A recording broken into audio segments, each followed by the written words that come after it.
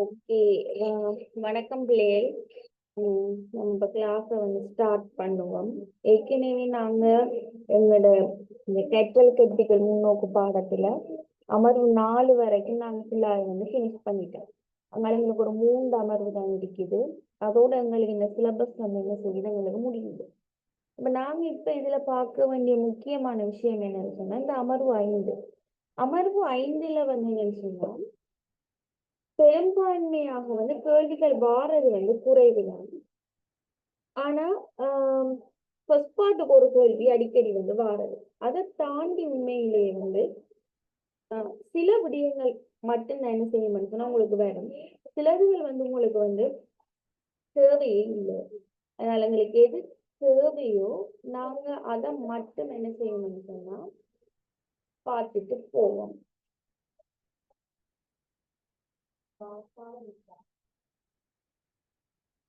கணன் அமர்வு 5 என்னன்னு தெரியுமா? வரும்போது வாங்கிட்டு வந்தீங்களா?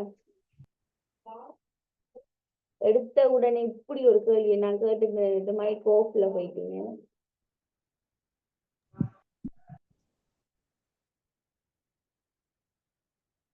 அமர்வு 5 என்னன்னு சொன்னா நாங்க இதுக்கு முதல் லெவல் 3ல நாங்க படிச்சிருப்போம். என்னன்னு சொன்னா இந்த செய்தி காட்டல் முறை என்று சொல்லி நாங்க லெவல் 3ல நாங்க படிச்சிருப்போம். அந்த முறையைத்தான் இந்த அமர்வு 5ல நாங்க ஃபுல்லா படிக்க போறோம். பெருசா கஷ்டம் என்ற அளவுக்கு எதுவுமே இல்லை.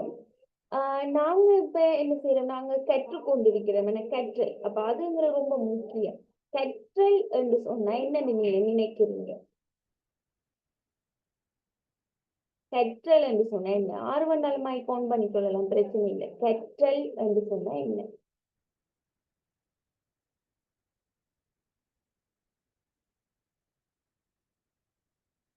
சமீரா, பிரியா, ஆர்வம் சொல்லுங்க. கற்றல் என்று சொன்னா என்ன? கற்றல் என்பது நீண்டதும் உறுதியானதுமாக நிலைத்து நிற்பதும் ஒரு நடத்தை மாற்றம். Very good. அப்ப என்ன? நீண்டதுமாக ஒரு நிலைத்து நிற்கக்கூடிய மாதிரியான ஒரு நடத்தை மாற்றம். ஆறு மேலன்னு சொன்னா ஒரு உயிர் ஒரு உயிர் உள்ளதுக்கு மேல நாங்க என்ன செய்யலாம்? உறுதியானதும் ஒரு நிலைத்து நிற்கக்கூடியதுமான ஒரு நடத்தை ரீதியான மாற்றத்தை நாங்க என்ன செய்யலாம்? ஏற்படுத்தலாம். அதாவது ஒரு உயிரியினுடைய நடத்தையில ஏற்படுகின்ற ஒரு நிரந்தரமான மாற்றத்தை தான் நாங்க கற்றல் என்று சொல்றோம். கற்றல் என்கின்ற பொழுது இப்ப என்ன சொல்றோம், நிறைய அறிஞர்கள் என்ன செஞ்சிருப்பாங்க, நிறைய கருத்துக்களை முன்வைச்சிருப்பாங்க. நாங்க லெவல் 3ல மற்ற லெவல் 4ல எல்லாம் நாங்க சில சில கருத்துக்கள் நாங்க பார்த்திருப்போம். அதுல என்ன சொன்னா 1961ஆம் ஆண்டு எப்ப 1961ல என்னன்னு சொன்னா கிம்பல் என்கின்ற ஒரு அறிஞர். கிம்பல், கிம்பல் அந்த அறிஞர் இந்த கற்றல் தொடர்பாக ஒரு கருத்தை அவர் முன்வைக்கிறார். என்னன்னு சொன்னா கற்றல் என்றது என்ன என்றது ஒரு மீள வலியுறுத்தல். என்னது? மீள வலியுறுத்தலினுடைய ஒரு பயிற்சியின் விளைவாக ஒருவர் நடத்தையில ஏற்படுகின்ற ஒரு நிலையான மாற்றம் என்று அவர் குறிப்பிட்டார். இதுல உங்களுக்கு தேவையான ஒரு விஷயம் என்னன்னா இந்த மீள வலியுறுத்தல் என்று சொன்னா என்ன? மீள வலியுறுத்தல் என்று சொன்னா என்ன? ஆர்வம் சொல்லலாம், சொல்லுங்க. மீள வலியுறுத்தல் என்று சொன்னா என்ன? திருப்ப திருப்ப சொல்ற என்னமா? ஒரு விஷயத்தை மீண்டும் மீண்டும் சொல்றது இல்ல, மீண்டும் மீண்டும் சொல்றது. நாங்க இப்ப கூட நாங்க நினைப்போம் என்ன, அந்த மீள வலியுறுத்தல் போது ஒரு விஷயத்தை நாங்க மீண்டும் மீண்டும் சொல்றது என்று நாங்க அப்படித்தான் நினைப்போம். இல்லைன்னு இல்லை. ஆனா உண்மையிலேயே இந்த மீள வலியுறுத்தல் என்று சொன்ன என்னன்னு சொன்னா 2 விதத்துலதான் இந்த மீள வலியுறுத்தல். ஒன்று தண்டனை, அடுத்தது வெகுமதி. இது ரெண்டும் தான் நாங்க மீள வலியுறுத்தல் என்று சொல்லுவோம். நல்லா ஞாபகம் கொள்ளுங்க. நீங்க இப்ப லெவல் 4 படிக்கிறீங்கன்னு அப்ப உங்களுக்கு நல்லா தெரிஞ்சிருக்கணும். மீள வலியுறுத்தல் என்னன்னு சொன்னா ஒன்று தண்டனையும் வெகுமதியும். அதாவது வகுப்பறையில ஒரு பிள்ளை நல்ல ஆக்டிவா செயல்படுமாக இருந்தா, நல்ல விஷயங்கள் அந்த பிள்ளை செய்யுமாக இருந்தா அந்த பிள்ளைக்கு நாங்க தொடர்ச்சியாக என்ன செய்யணும்? வெகுமதிகளை கொடுத்து அந்த பிள்ளையை நாங்க ஊக்குவிக்கணும். அப்படி ஊக்குவிக்கிற நேரம் பிள்ளை என்ன செய்யும்? அப்ப இதை விட தான் இன்னும் நல்லா செய்யணும்னு ஒரு எண்ணம் வரும். அது மீள வலியுறுத்தல். அதே போல இன்னும் ஒரு சைட்ல நாங்க பார்த்தோம்னா ஒரு பிள்ளை வந்து வகுப்புல வந்து குழப்படி செய்யலாம், மற்ற குப்பை கொட்டுறேன்னு சொல்லுவோம், இந்த பென்சிலை தீட்டி அந்த இடம் முழுக்க பரப்பி வைக்கிற இந்த மாதிரியான பிள்ளைகளுக்கு நாங்க சின்ன சின்ன தண்டனைகள் கொடுக்கலாம். தண்டனையில பெரிய அளவுல இல்ல, ஒரு சின்ன சின்ன தண்டனைகள் கொடுக்கலாம். அப்படி இந்த சின்ன சின்ன தண்டனைகள் மூடாம நாங்க என்ன செய்யறோம், பிள்ளைகளை வந்து நாங்க திருத்துறோம். அதுவும் வந்து என்ன, நாங்க பிள்ளைக்கு கொடுக்கிற ஒரு மீள வலியுறுத்தல்.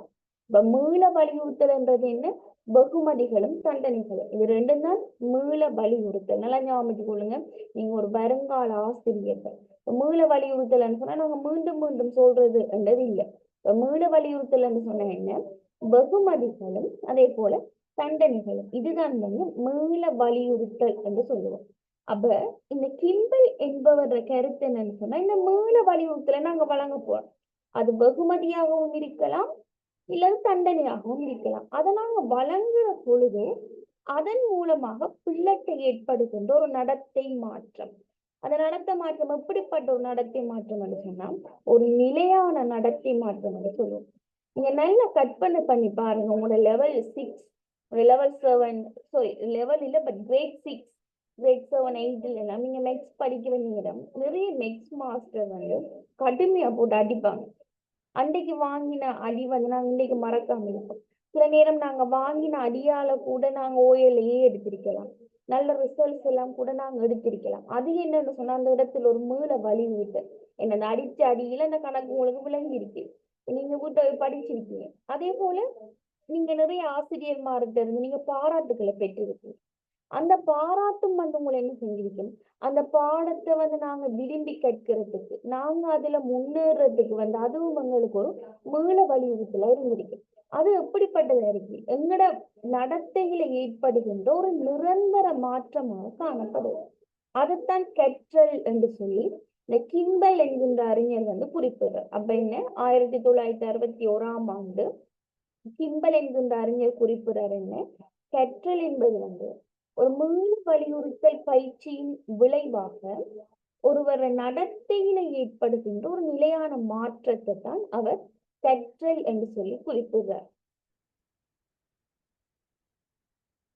ஃபாத்திமா ரிஸ்னா சொல்லுங்கம்மா, கிம்பல் வந்து கற்றல் என்று சொன்ன என்ன என்று குறிப்பிடுறார்? உங்களோட மொழிநடையில சொல்லலாம், பிரச்சனை இல்லை. அஸ்ராபானு அதாவது மிஸ், கற்றல் என்பது ஒரு மாணவருக்கு மீள வலியுறுத்தல் பயிற்சியின் விளைவாக நடத்தையில் ஏற்படக்கூடிய மாற்றம் தான் கிம்பல் கூறிய அந்த கற்றலுக்கான வரைவிலக்கணம். Very good, very good girl, my good. Asrabanu சொல்லுங்கம்மா, மீள வலியுறுத்தல் என்று சொன்னா என்ன?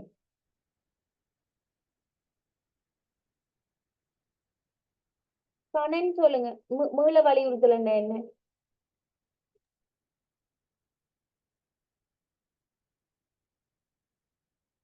விமலா, மீள வலியுறுத்தல் என்று சொன்னா என்ன?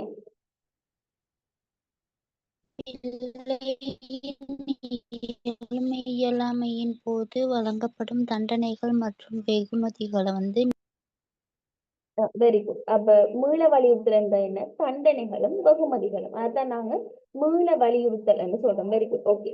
இப்ப கற்றல்ல வந்து என்னன்னு சொன்னா, எங்களுக்கு முக்கியமான அடுத்த விடயம் என்னன்னு சொன்னா, இந்த கற்றல்ல காணப்படுகிறது இந்த ரெண்டு பகுதி. இது வரைக்கும் வந்து என்னன்னு சொன்னா, எக்ஸாமுக்கு எந்த விதமான கேள்வியும் இதுல வந்தது இல்லை. இந்த கற்றல் என்று சொன்னா என்னன்றோ இல்ல கற்றல் ரெண்டு பகுதிகளோ இது வரைக்கும் வந்து ஃபைனல் எக்ஸாமுக்கு கேட்டு வந்ததே இல்லை.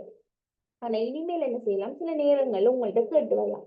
அநேகமா அப்படி வாரதாக இருந்தா கற்றல் என்ன என்று வாரத்துக்கு சந்தர்ப்பம் குறைவோ, ஆனா அந்த கற்றல்ற இரண்டு பிரதான பகுதிகள் உண்மையிலே உங்களுக்கு சில நேரம் வரலாம். அப்படி வாரனாலும் பார்ட் 1க்கு தான் என்ன செய்யணும்னு சொன்னா வரும். இப்ப கற்றல் என்ன செய்யணும்னு சொன்னா, ரெண்டு பிரதான பகுதிகளாக வந்து கற்றல் வந்து காணப்படும். ஒன்று உணர்வற்ற நிலை கற்றல், இரண்டாவது உணர்வு நிலை கற்றல். உணர்வு நிலை கற்றல் என்னன்னு சொன்னா, நாங்க கற்றல்ல வந்து நாங்களாகவே வந்து பங்கெடுத்து கொள்றது. இப்ப இந்த ஜூம் கிளாஸ்ல பாருங்க, நீங்க மொத்தம் இப்ப 8 பேர் இருக்கீங்க. அப்ப நீங்க 8 பேருமாக நீங்க என்ன செய்றீங்க, இந்த கிளாஸ்ல நீங்க பங்கெடுத்து கொள்றீங்க. அதைத்தான் நாங்க சொல்லுவோம் இந்த உணர்வு நிலை கற்றல் என்று சொல்லுவோம். நான் வரும்போது உங்களுக்கு என்னென்ன படிப்பிக்கணும்னு நான் யோசிச்சு வருவேன், நீங்க என்ன வரும்போது கொஞ்சம் படிச்சுட்டு வருவீங்க. இப்ப இந்த இடத்துல என்ன நடக்குது, ஒரு கற்றல் கற்பித்தல் செயல்முறை வந்து ஒரு குறிப்பிட்ட ஒரு ஒழுங்கமைப்புல நடக்குது. அதுதான் இந்த உணர்வு நிலை கற்றல் என்று சொல்லுவோம். அதாவது நாங்க வந்து விருப்பத்தோட ஒரு ஊக்கத்தோட வந்து நாங்களாகவே வந்து பங்கெடுக்கணும், ஒரு கற்றல நாங்களா பங்கெடுக்கணும். அப்படியான ஒரு கற்றலை தான் நாங்க உணர்வு நிலை கற்றல் என்று சொல்லுவோம். உணர்வற்ற நிலை கற்றல் என்னன்னா, இப்ப நாங்களா பங்கெடுத்து அந்த விஷயத்த வந்து நாங்க அறிஞ்சு கொள்ள இயலாது. இன்னும் ஒருத்தர் வந்து சொல்லும் போது இல்ல வேறு விஷயங்களை நாங்க பார்க்கறது மூலமாகத்தான் இந்த விடயத்தை நாங்க என்ன செய்யலாம்னு சொன்னா நாங்க அறிஞ்சு கொள்ளலாம். அப்ப அந்த விதத்துல என்னன்னு சொன்னா, இப்ப ஒரு பள்ளம் ஒன்று தோண்டி இருக்குது வைங்க, நீங்க போற வழியில ஒரு பள்ளம் ஒன்று தோண்டி இருக்குது. இந்த பள்ளத்துல கால் வச்சா நாங்க விழுந்துருவோம்ன்றதை நீங்க பள்ளத்துக்குள்ள கால் வச்சு பார்த்து இதுல நீங்க பங்கெடுத்து அதை நீங்க உணர்ந்து கொள்றதுல ஆல்ரெடி வந்து உங்களுக்கு என்ன, நீங்க பிறந்ததுல இருந்து உங்களுக்கு அங்க ஒரு அம்மா அப்பாவோ இல்ல ஃப்ரெண்ட்ஸோ இல்ல ஆசிரியர்மாரோ உங்களுக்கு சொல்லியிருப்பாங்க பள்ளம் இருக்குது அப்போ ஒண்ணு நீங்க விழுந்துருவீங்க அப்படின்னு சொல்லியிருப்பாங்க. அதே என்ன நடக்கும் எங்கட மைண்ட்ல வேலை செய்யும். அதே போல வந்து இப்ப நெருப்பு வந்து சுடுமன்றது அயன் பாக்ஸை யோசிச்சு பாருங்க. இப்ப அயன் பாக்ஸ் வந்து சுடுமன்னு நாங்க சொல்றோம். நாங்க போய் கிட்ட கை வச்சு நாங்க பார்த்து அயன் பாக்ஸ் சுடுவது என்று நாங்க ஒரு அறிவுக்கு வாரமா இல்ல. நாங்க அயன் பாக்ஸ் சுடுவது என்ற ஒரு மனப்பாங்கிலே நாங்க இருக்கிறோம். அப்ப நாங்க பங்கெடுத்து ஒரு விஷயத்தை நாங்க அறிஞ்சு கொள்றோம் இல்ல, அந்த மாதிரியான ஒரு கற்றலை தான் நாங்க உணர்வற்ற நிலை கற்றல் என்று சொல்லுவோம். அப்ப உணர்வு நிலை என்றது நாங்க பங்கெடுக்கிறது, உணர்வு பூர்வமா நாங்க அதை அனுபவிக்கிற ஒரு கற்றல். உணர்வற்ற கற்றல் வந்து நாங்க அதை உணர்வுபூர்வமா அனுபவிக்க இயலாது. இப்ப நெருப்புல வந்து நாங்க குதிச்சு குதிச்சு பார்த்துட்டு சுடுமண் நாங்க சொல்லலாமா, நாங்க சொல்லல இந்த சொல்றதுக்கு நாங்களே இருக்க மாட்டோம். அப்ப அதுதான் வந்து இந்த உணர்வற்ற நிலை கற்றல் என்று சொல்லுவோம். இது வரைக்கும் வந்ததில்ல, சம்டைம் வந்ததுக்காக உங்களுக்கு சொல்றேன்.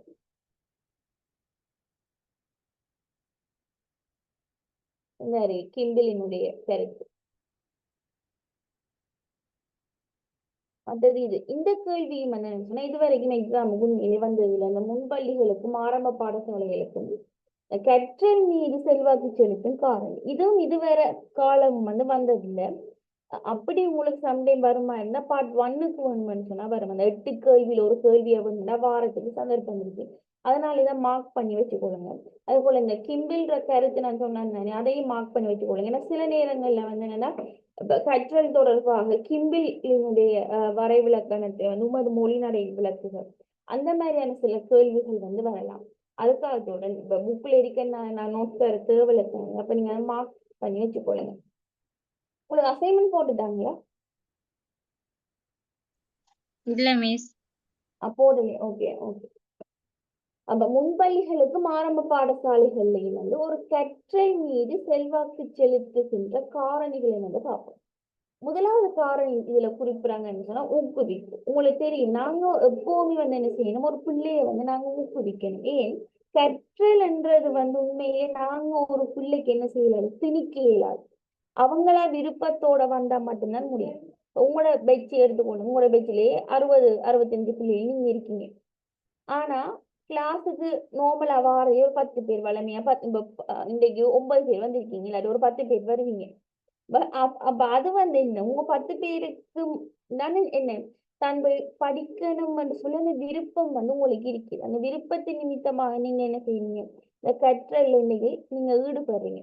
அப்ப அதுக்கு வந்து என்ன, உள்ளார்ந்த ரீதியில வந்து உங்களுக்கு ஒரு விருப்பம், உங்களுக்குள்ள ஒரு ஊக்குவிப்பு வந்து இருக்கணும். ஏன் இதே 8 மணிக்கு நீங்க யோசிச்சு பாருங்க, எங்களுக்கு வீட்டுல நிறைய வேலை இருக்கு, நாங்க எங்களோட பிள்ளைகளை பார்க்க வேண்டியிருக்கு, சமையல், சில நேரம் எங்களுக்கு வருத்தம், இப்படி எங்களுக்கு நிறைய விஷயங்கள் இருக்கு. ஆனா இது எல்லாத்தையும் தாண்டி இதெல்லாம் ஒதுக்கி வச்சுட்டு இந்த 8 மணிக்கு நாங்க வரணும் என்று சொல்லி இந்த இந்த நேரத்துக்கு நீங்க வாரீங்க பாத்தீங்கன்னா, அது உங்களுக்குள்ள இருக்கிற ஒரு ஊக்குவிப்பு. அதே நேரம் வெளிச்சூழல்லையும் உங்களுக்கு ஒரு ஊக்குவிப்பு இருக்கு.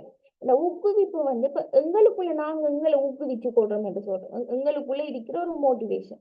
அதே நேரம் வெளியில இருக்கிறவங்க எங்களை என்ன செய்யறது, ஊக்குவிக்கிறது. இப்போ உதாரணம் ரிகாஷா கிளாஸுக்கு வருது, அப்ப பிள்ளையை பார்த்து கொள்ளணும் என்னும் போதும் மிஸ்டர் நான் பார்த்துக்கொள்றேன், நீங்க கிளாஸுக்குள்ள போய் நீங்க ஜாயின் பண்ணுங்கன்னு சொல்லுவேன்.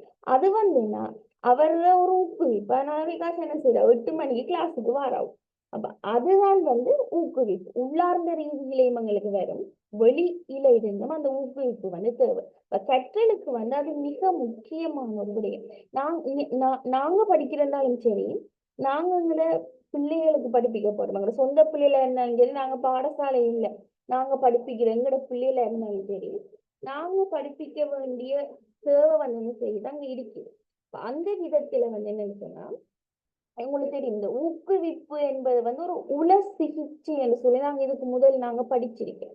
பிள்ளைகளை நாங்க கண்டிப்பா என்ன செய்யணும்னு சொன்னா ஊக்குவிக்க வேண்டும். ஏன்னா சில நேரங்கள்ல சில பிள்ளைகள் வந்து உள்ளார்ந்த ரீதியாக வந்து ஊக்குவிப்பு இல்லாம இருக்கு. ஆனா வெளியில இருந்து நீங்க அவங்களுக்கு கொடுக்குற ஊக்குவிப்பு என்ன செய்யும், அவங்களுக்குள்ள கூடுதல் அவங்களுக்குள்ள ஒர்க் பண்ண ஆரம்பிக்கும். அப்ப தாங்க இதை செய்யணும், தாங்க இது பண்ணணும் என்ற ஒரு எண்ணம் வந்து அவங்களுக்குள்ள என்ன செய்யணும்னு சொன்னா ஆட்டோமேட்டிக்கா வந்து வரும். அப்ப அந்த ஊக்குவிப்பு என்ற என்ன செய்யும், உங்களோட கற்றல்ல வந்து அங்க தாக்கம் செலுத்துகின்ற ஒரு விடயமாகத்தான் வந்து காணப்படும். இப்ப நான் சில நேரம் உங்களுக்கு வகுப்புல சொல்லலாம், பிரியா வந்து ரெகுலரா கிளாஸுக்கு வர ஒரு ஒழுங்கான மாணவி நான் டெய்லி சொல்லிட்டு வரேன் வைங்க, நான் உங்களுக்கு ரெகுலரா படிப்பிக்கிறேன், ஒரு 2 வீக்ஸா நான் சொல்லிட்டு வரேன். 3ஆவது கிழமை பிரியாவுக்கு வந்து என்ன நடக்குதுன்னு சொன்னா காய்ச்சல் வருது. ஆனா பிரியா நினைக்குது, 2 கிழமையா மிஸ் சொல்லியிருக்காவோ, நான் ஒரு நல்ல ஸ்டூடெண்ட்ஸ் மிஸ் சொல்லியிருக்காவோ, காய்ச்சல் இருந்தாலும் பிரச்சனை தான், ஜூம் கிளாஸ் தானே கேட்டுட்டு இருப்போம் அப்படின்னு சொல்லி பிரியா சொன்ன கிளாஸுக்கு வரும். அப்ப அதை என்னன்னு சொல்லுங்க, அது ஊக்குவிப்பு. ஏன் ஏதோ ஒரு விதத்துல நான் அந்த பிள்ளைய ஊக்குவிச்சிருக்கேன். அப்ப காய்ச்சல் இருந்தாலும் பிரச்சனை இல்லைன்னு சொல்லி அவ என்ன செய்யறாவோ, ரூமை போட்டுட்டு கேட்டுட்டு இருப்போம். அந்த ஊக்குவிப்புன்றது மிக முக்கியமான ஒரு விடயம். நான் இதுக்கு முதல் நிறைய தடவை சொல்லிட்டேன். கவிஞர் வாலி சொன்ன ஒரு கூற்று ஞாபகம் இருக்குதான் இருக்கு.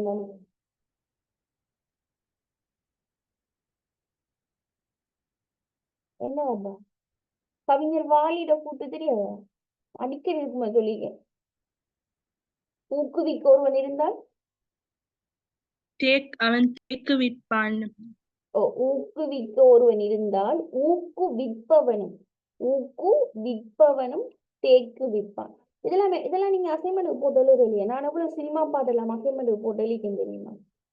இல்ல உண்மையா நாங்க அதுல இருந்து எடுக்கிற நிறைய விஷயங்கள் இருக்கும், வேற வேற கவிதைகள், அது எவ்வளவு இருக்கும். அது உங்களோட இது மொழினால தானே நீங்க எழுதுறது தானே, அந்த இதோட அந்த கேள்வியோட ஒத்து இருந்துச்சுன்னு சொன்னா நீங்க எழுதலாம். அப்ப அது மிக முக்கியமான. அப்ப அதை என்ன, ஊக்குவிக்க ஒருவன் இருந்தால் ஊக்குவிப்பவனும் தேக்குவிப்பான் என்பதுதான் அது. அப்ப நீங்களும் என்ன செய்யும், வருங்காலத்துல ஒரு நல்ல ஊக்குவிப்பான ஒரு ஆசிரியராக வந்து இருக்கணும். எந்த பிள்ளைகளையுமே நாங்க மட்டும் தட்டாம அவங்க எல்லாரையுமே நாங்க என்ன செய்யணும்னு சொன்னா ஊக்குவிக்க வேண்டும்.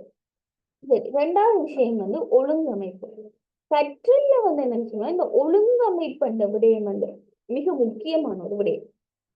ஏனென்றா நாங்க இப்ப என்னத்தை வந்து கற்க போறோம் என்றது தொடர்பாக எங்களுக்குள்ள ஒரு திட்டமிடல் இருக்கணும். எங்களுக்குள்ள எந்த விதமான ஒரு திட்டமிடலும் இல்லைன்னு சொன்னா எங்களால என்ன செய்யலாது, படிக்க இயலாது. இப்ப உங்களுக்கு எக்ஸாமுக்கு டைம் டேபிள் வந்து வச்சுக்கொள்ளுங்க. எக்ஸாம் டைம் டேபிள் வந்த உடனே நாங்க என்ன செய்யணும், நாங்க ஒரு திட்டமிடல் ஒண்ணு நாங்க திட்டமிடுவோம். இந்தந்த நாளைக்கு இந்தந்த பாடம் படிப்போம், அந்த இந்தந்த பாடத்துக்குள்ள இந்த அமர்வுகளை நாங்க முடிப்போம்னு சொல்லி நாங்க எங்களுக்குள்ள ஒரு திட்டமிடுவோம். திட்டமிட்டதுக்கு பிறகுதான் நாங்க என்ன செய்வோம், படிக்கிறதுக்கே ஸ்டார்ட் பண்ணுவோம். எந்த விதமான திட்டமுமே இல்லாம சும்மா நீங்க படிச்சீங்கன்னு சொன்னா அது என்ன, அது ஓட்டக்கூடத்துல ஊத்தின தண்ணி மாதிரி, அது எதுக்குமே வந்து பிரயோசனப்படாது. அப்ப அந்த ஒழுங்கமைப்பு என்ற ஒரு விஷயம் என்ன எல்லாத்துக்கும் தேவை. இப்ப நான் படிப்பிக்க போறேன்னு சொன்னா நானும் திட்டமிட்டுட்டு வரணும். படிக்க போற நீங்களும் என்ன செய்யணும், நீங்க திட்டமிட்டுட்டு வரணும். அப்படி திட்டமிட்டுட்டு வந்தா தானே நடக்கும், எங்க 2 பேர தேவையும் வந்து அங்க நிறைவேறும். ஒன்று நான் படிப்பிச்சது உங்களுக்கு விளங்கும், அப்ப உங்களுக்கு விளங்கினது வந்து என்னுடைய சக்சஸ் ஆயிருக்கும். அப்ப 2 பக்கமுமே வந்து சரியாக வந்து இயங்குறதுக்கு இந்த ஒழுங்கமைப்பு என்கின்ற ஒரு விடயம் என்ன செய்யுது மிக முக்கியம். நீங்க உங்களுக்கு இப்ப டீச்சிங் ப்ராக்டிஸ் எல்லாம் வரும்போது திடீரென்று உங்களோட மாஸ்டர் டீச்சர் ஒரு நாள் வருவார். அப்ப நீங்க எந்த விதமான திட்டமிடலுமே இல்லாம இருந்தீங்கன்னு சொன்னாங்க, அந்த நேரத்துல உங்களோட கற்பித்தல் எப்படி இருக்கு, பிள்ளைங்களுக்கு அதனால என்ன விளங்கும் யோசிச்சு பாருங்க. இப்ப முன்கூட்டியே உங்களுக்குள்ள ஒரு திட்டமிடல் வந்து இருக்கணும். அது எப்பவும் என்ன செய்யணும்னு சொன்னா கற்றல வந்து செல்வாக்கு செலுத்தும். ஏனென்றா நாங்க என்னென்னத்தை படிக்க போறோம் என்று தெரிஞ்சாதான் நாங்க என்ன செய்யலாம், எக்ஸாமுக்கு அதை வந்து படிக்கலாம். சரி, 3வது பார்ப்போம். 3வது வந்து அவதானம் செலுத்து. உங்களுக்கு தெரியும் கற்றல்ல மிக முக்கியமான விடயம் வந்து அவதானம். நாங்க அவதானிச்சாதான் நிறைய விடயங்களை வந்து நாங்க கற்றுக்கொள்ள முடியும். இப்ப நாங்க சொல்லுவோம் அந்த கண்டது கற்க பண்டிதன் ஆவான் என்று சொல்லுவோம். அதுவும் ஒரு பழமொழி தானே, கண்டது கற்க பண்டிதன் ஆவான். கண்டதை கற்கிறன்னு சொன்னா என்ன, நாங்க ஏதாச்சும் மட்டும் அவதானிச்சா தான் அதை கற்றுக்கொள்ளலாம். சும்மா எங்களுக்கு கிடைக்காது. ஏதோ ஒன்று நாங்க கண்டதை பார்க்கறதுனால நாங்க ஏதோ என்ன செய்யலாம், கற்றுக்கொள்றோம். அந்த அவதானம் என்றது வந்து மிக முக்கியம். ஏன்னா இந்த அவதானமின்மை காரணமாக என்ன நடக்கும்னு சொன்னா கற்றல் எப்பவுமே வந்து பிரச்சனை வந்து ஏற்படும். சாதாரணமா யோசிச்சு கொள்ளுங்க. ஆஹ் அப்ப பிரியங்கா, ஓகே, பிரியங்கா கிளாஸுக்கு வந்திருக்கா அவ்வளோ. பிரியங்கா வந்து என்னன்னு சொன்னா ஞாயிற்றுக்கிழமை தானே, சண்டே தானே, அப்ப சரிகமப பாப்போம் பிரியங்கா முடிவு பண்ணிருக்கு. ஆனா அன்றைய நாள் வந்து என்னன்னு பார்த்தா திங்கட்கிழமை பிரியங்காட பிள்ளைக்கு எக்ஸாம். ஸ்கூலுக்கு அந்த பிள்ளைகிட்ட எக்ஸாம் எழுத போகணும். பிள்ளை அவ இருந்து படிக்காவோ. அப்ப பிரியங்கா வந்து காலையில இருந்து கடம்பையில அந்த பிள்ளைக்கும் படிப்பிச்சுட்டு ஒரு கொஞ்ச நேரம் தான் கொஞ்சம் ரிலாக்ஸ் பண்ணுவோம் சரிகா பாப்போம் ரெண்டு போட்டு அவ என்ன செய்யறாவோ சீட் தமிழ்ல சரிகா போடுறோம். இதுல பிரச்சனை என்னன்னு சொன்னா பிள்ளைக்கு வந்து கவனம் வந்து படிப்புல இருக்குமா இல்ல டிவியில போற சரிகா போல இருக்குமா. சில நேரம் நாங்க இப்படித்தானே பிள்ளை வந்து ரூமுக்குள்ள இருக்கலாம், நாங்க சரிகா பார்க்கலாம். ஆனா பிள்ளைக்கு நல்லா தெரியும் அங்க சரிகா போகுது அப்படின்னு சொல்லி. பிள்ளையோட ஒட்டுமொத்த கவனம் எங்க இருக்கும் சொன்னா அது அப்ப சரிகா மேலதான் இருக்கு. படிக்கிற விஷயத்துல வந்து என்ன செய்யணும் சொன்னா பிள்ளையோட கவனம் வந்து அங்க ஈர்க்கப்படாது. அது மிக முக்கியம். அப்ப மாணவர் பிள்ளைகளோட கவனத்தை நாங்க எப்பவுமே கற்றலின் பால் வந்து நிமித்தி வச்சுக்கொள்ளணும். நாங்க வெளியில அங்க இங்க விட்டோம்னு சொன்னா இந்த மாதிரியான சில சம்பவங்கள் வந்து நடக்கும். இது வீட்டுல சாதாரணமா நடக்கிறது. ஏன்னா நாங்க டிவி பார்க்கும்போது பிள்ளைக்கும் வந்து என்னன்னா டிவி பார்க்கணும்ன்ற எண்ணம் தான் வரும். நாங்க நினைப்போம் என்ன, நாங்க கொஞ்சம் இந்த டிவி பார்ப்போம், நம்மட வயது அது நமக்கு இருக்கிற வேலை ப்ரெஷர் அப்படி அங்க யோசிக்கும் போது நாங்க கொஞ்சம் டிவி பார்ப்போம். அந்த டைம் வந்து அந்த பிள்ளை படிக்கலாம் தானே என்ற ஒரு எண்ணம் இருக்கும் நமக்கு, இல்லைன்னு இல்லை. ஆனா உண்மையிலேயே குழந்தை உளவியல் என்று இருக்கிறாங்க. பிள்ளைட உளவியல் வந்து எப்படியாமன்னு சொன்னா நாங்க டிவி பாக்குறோம் என்று சொன்னா பிள்ளைட மைண்ட் வந்து அங்கதான் இருக்கு. வீட்டுக்கு வெளியில நின்று பிள்ளை படிச்சா கூட அந்த டிவி தான் பார்க்கணும், டிவி அம்மா அப்பா பாக்குறாங்க தான் பார்க்கணும் என்ற எண்ணம் தான் பிள்ளைக்குள்ள எப்போதும் வேலை செய்யணும். அப்ப அதனால என்ன நடக்கும்னு சொன்னா பிள்ளையோட கவனம் வந்து கற்றல் அங்க சிதறடிக்கப்படும். அது மிக முக்கியம். எல்லா விஷயத்திலுமே வந்து இந்த அவதானம்ன்றது வந்து முக்கியமான விடயம். அப்ப மாணவர கவனத்தை எப்பவுமே ஒரு ஆசிரியர் என்ன செஞ்சிருக்கணும்னா ஈர்த்து வைத்திருக்க வேண்டும். அது முக்கியமானது. அடுத்தது வந்து என்ன சொன்ன நாலாவது கற்றலும் நினைவகம். நினைவகம் வந்து உங்களுக்கு எங்களோட மெமரி, நாங்க எவ்வளவு தூரம் எவ்வளவு விடயங்களை வந்து நாங்க கொஞ்சம் ஞாபகம் வச்சிருக்கிறோம் என்றது. ஏன்னா எங்களோட பரீட்சை என்னும் போது மனப்பாடம் செய்யறது தானே. எனக்கு நாங்க கிட்டத்தட்ட எல்லாத்தையுமே என்ன செய்யறோம், கொண்டு போய் துப்புறோம். நாங்க உள்ளுக்குள்ள எடுத்துக்கொண்ட எல்லாத்தையுமே பேப்பர்ல என்ன செய்யறோம்னு சொன்னா நாங்க துப்புறோம். நாங்க அப்படித்தான் செய்கிறோம். அப்ப அதனால எங்களோட அந்த சிஸ்டம் அப்படி இருக்குது. அப்ப அதனால வந்து அந்த நினைவகம் என்றது வந்து மிக முக்கியம். அதுக்காக நாங்க மறக்க கூடாண்டது இல்லை. ஏன் மறதி என்றது என்ன, அது ஒரு தேசிய நோய். எல்லாருக்குமே நோய் இருக்கு, நோய் இல்லாத யாரும் இல்லை. ஏன்னா மறதி ஒரு தேசிய நோய். எனக்கும் இருக்கு, உங்களுக்கும் இருக்கு, எல்லாருக்குமே வந்து இருக்கும். ஆனா சில விஷயங்கள் நாங்க என்ன செய்யணும்னு சொன்னா ஞாபகம் வச்சிருந்ததை என்ன செய்யலாம், எக்ஸாம் போய் எழுதலாம். இப்ப கற்றல் என்ன என்று நாங்க இப்ப படிக்க கற்றல 2 பகுதிகள் படிக்க, உணர்வுள்ள கற்றல், உணர்வற்ற கற்றல். இதெல்லாம் கொஞ்சமாவது ஞாபகம் இருந்தா தான் நாங்க என்ன செய்யலாம், கொண்டு போய் வந்து நாங்க எழுதலாம். எங்களை ஞாபக சக்தியை குறைக்கிறதுல நிறைய காரணிகள் வந்து இருக்கு. ஒன்று நாங்க போன் பாக்குறது, அஸ்ட்ராபானு யூடியூப்ல ரெகுலரா 1 hour ஷோர்ட்ஸ் பார்த்தா மெமரி பவர் என்ன செய்யணும்னு சொன்னா குறையும்.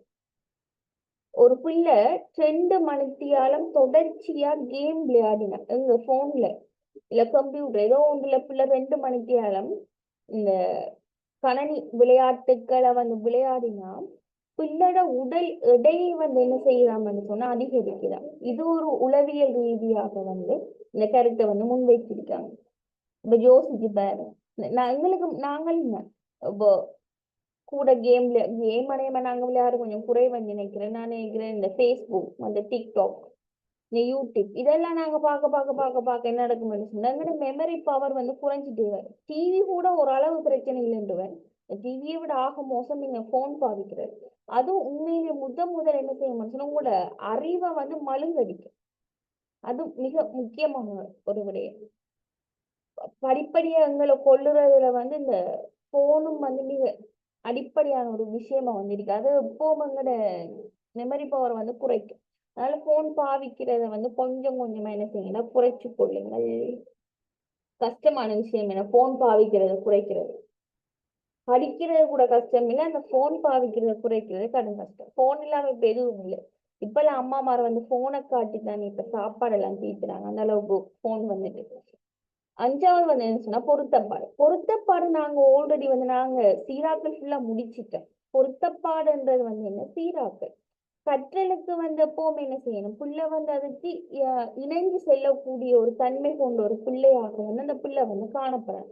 அப்ப அந்த கற்றலோட பிள்ளைக்கு பொருத்தப்பாடு இருந்தா மட்டும்தான் பிள்ளை என்ன செய்யணும்னு சொல்லுங்க கற்றுக்கொள்ள முடியும். இப்ப 2ஆம் ஆண்டு பிள்ளைக்கு நீங்க 5ஆம் ஆண்டு விடயத்தை கொண்டு போய் கொடுத்தீங்கன்னு சொன்னா அது பிள்ளைக்கு வந்து பொருத்தப்பாடானதா இல்லை. 2ஆம் ஆண்டு பிள்ளைக்கு எது பொருத்தப்பாடுன்னு சொன்னா 2ஆம் ஆண்டுக்குரியதுதான் பொருத்தப்பாடு.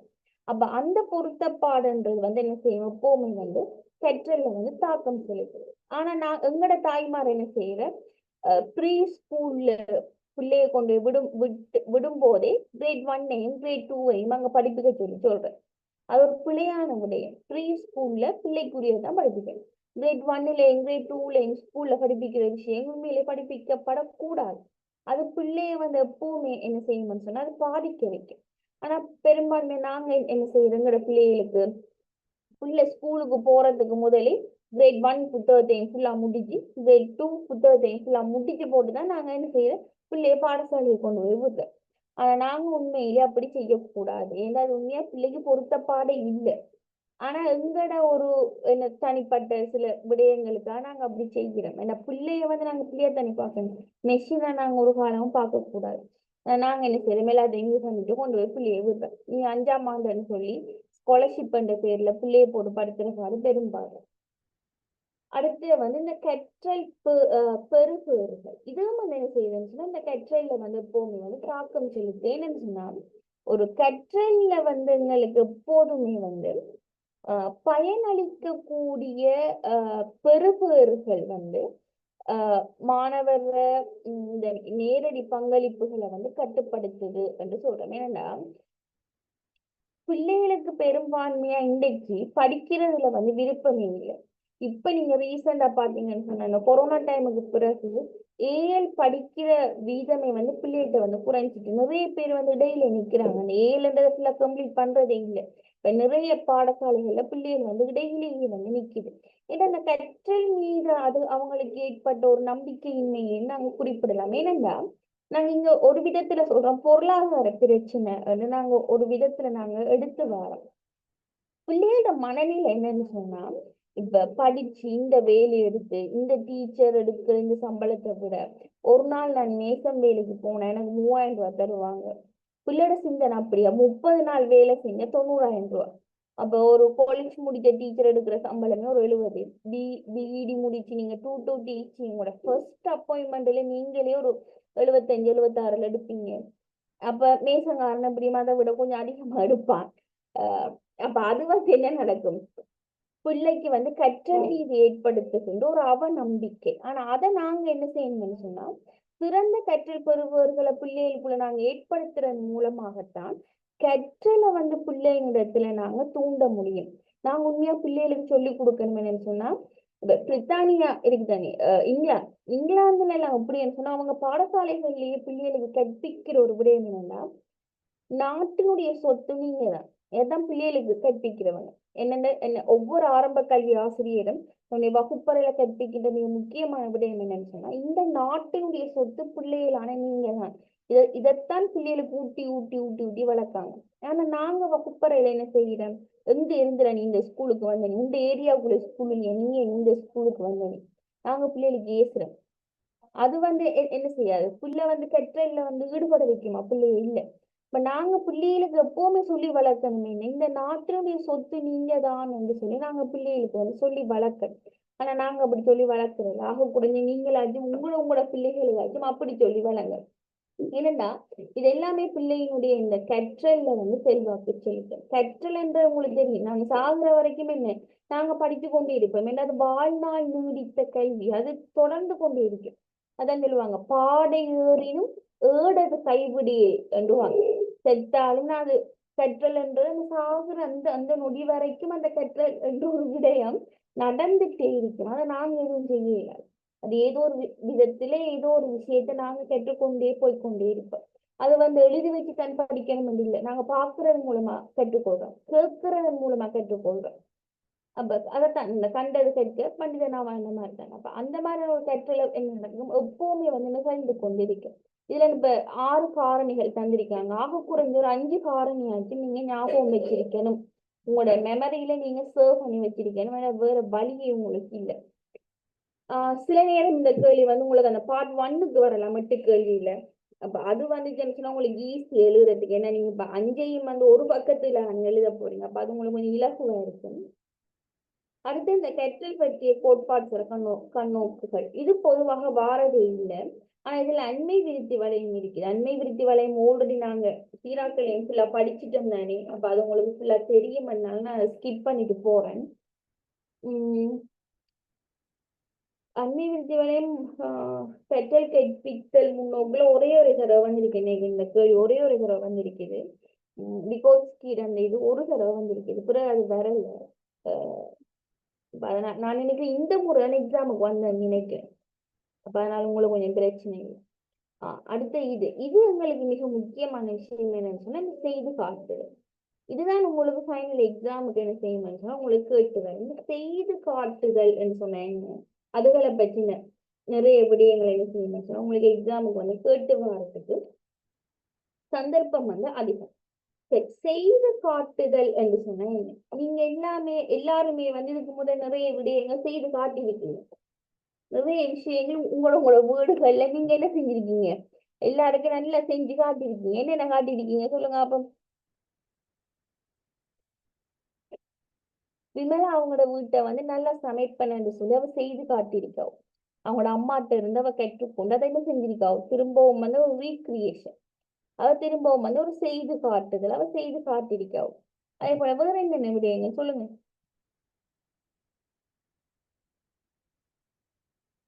செய்து காட்டுதல் சொன்னா என்ன, ஆறுநாள் மைக் ஒன் பண்ணி சொல்லுங்க. என்ன இன்னைக்கு மௌன விரதம் அன்னைக்கு.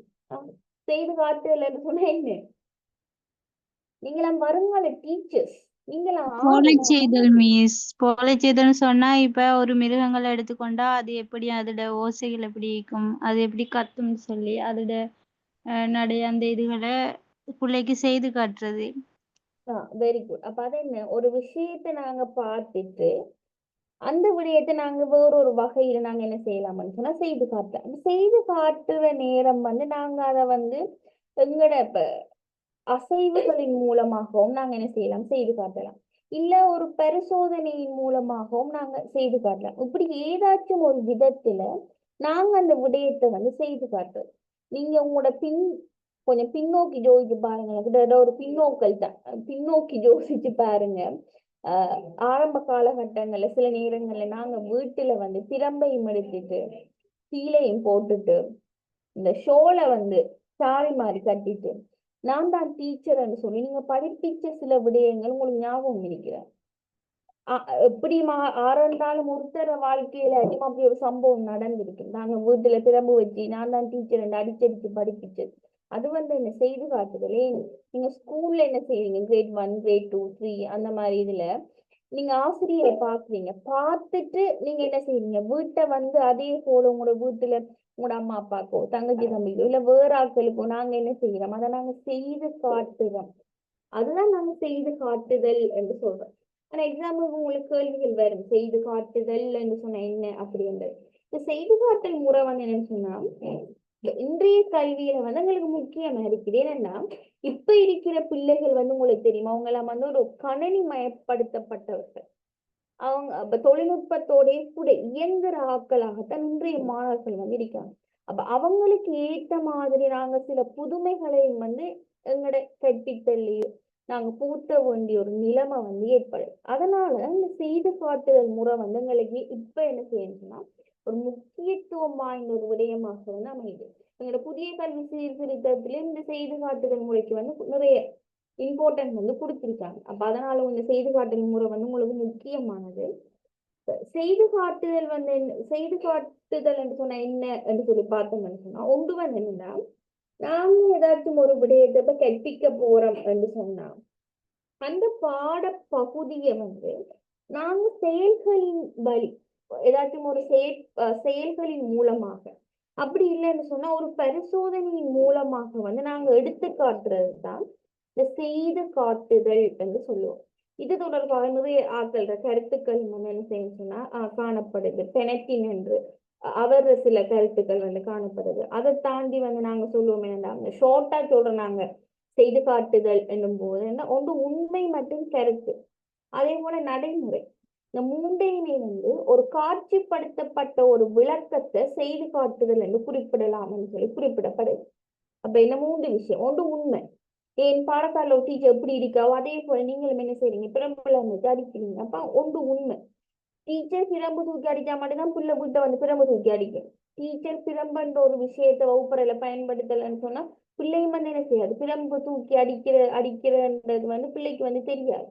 ஆசிரியரான நீங்க பிரம்பு தூக்க பிள்ளையும் அதை என்ன செய்யும், வீட்டை வந்து அதே போல பிள்ளையும் நடந்து போகும்.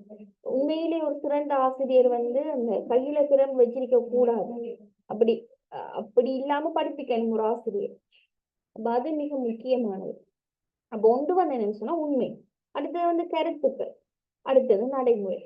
இந்த மூன்று விஷயத்திலையுமே ஒரு காட்சிப்படுத்தப்பட்ட விளக்கத்தை வந்து நாங்க செய்து காட்டுதல் என்று சொல்லி என்ன செய்யலாம்னு சொன்னா குறிப்பிடலாம். இந்த செய்து காட்டுதல் தொடர்பாக நோட்ஸ் உங்களுக்கு தரணுமா? நான் சொல்லதான் நீங்க எழுதணும். அதனால நான் கேட்கிறேன், இல்ல நான் விளங்கப்படுத்திட்டே போகவா? தாங்க மிஸ். ஓகே. உங்களோட நோட்ஸ் இருந்தா போட்டு விடுங்களேன் மிஸ், நாங்க எழுதி கொள்றோம். அது என்னன்னு சொன்னா சும்மா கொப்பியில இந்த கிறுக்கி வச்சு அப்படி உங்களுக்கு படிப்பிக்கிற வரும்போது நான் அவசரத்துக்கு எழுதுவேன் தானே, அப்படி நோட்ஸ் தான் இருக்கு. நான் நல்லா அறிஞ்சு வச்சிருந்தா பிரச்சனை இல்லை, போட்டோ எடுத்துட்டு அதை இது பண்ணிட்டாட்டு உங்களுக்கு அனுப்புவேன். அதான் ஒரு பிரச்சனை, எனக்கு டைப் பண்ண உண்மையா இல்லை.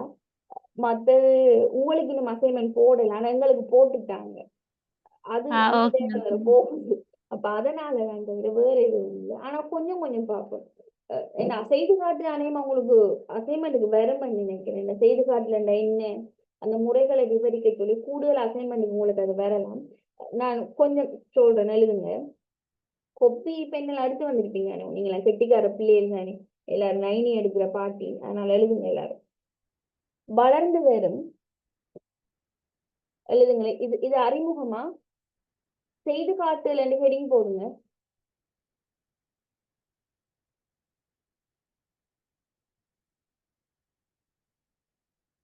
செய்து காட்டுதல் ஹெடிங் போட்டுட்டு கீழே எழுதுங்க வளர்ந்து வரும்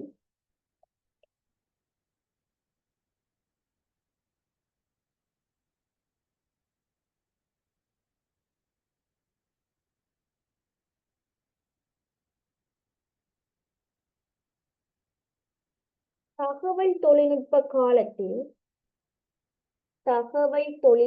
காலத்தில்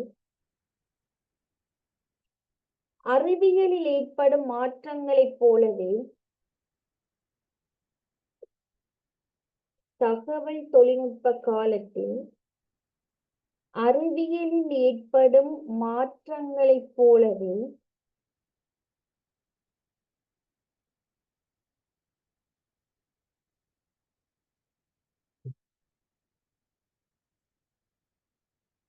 அதனை கற்பிக்கும் முறையிலும் அறிவியலில் ஏற்படும் மாற்றங்களைப் போலவே அதனை கற்பிக்கும் முறையிலும்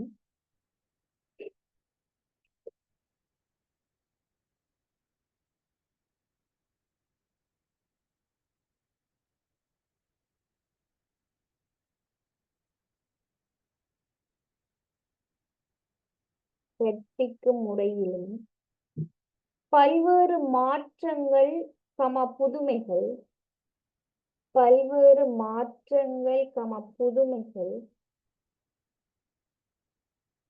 நிகழ்த்த வேண்டியது அவசியமாகின்றது.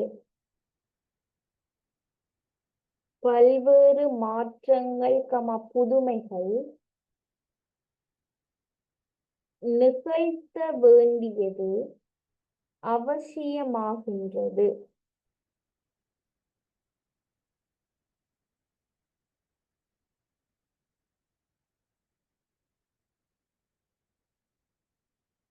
தொடர்ச்சி எழுதுங்க.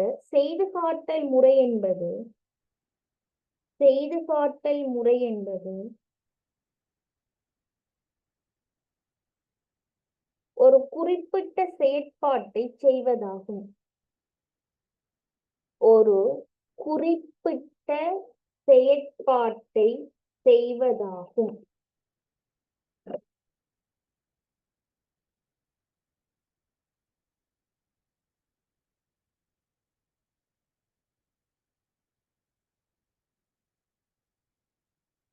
செய்து காட்டல் தொடர்ச்சி எழுதுங்க. செய்து காட்டல்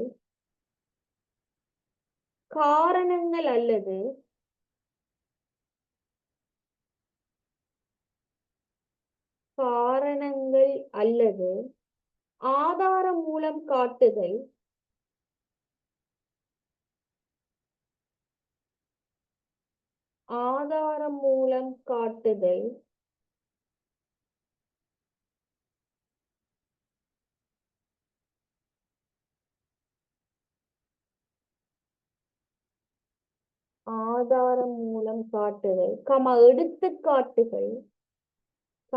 எடுத்துக்காட்டுகள்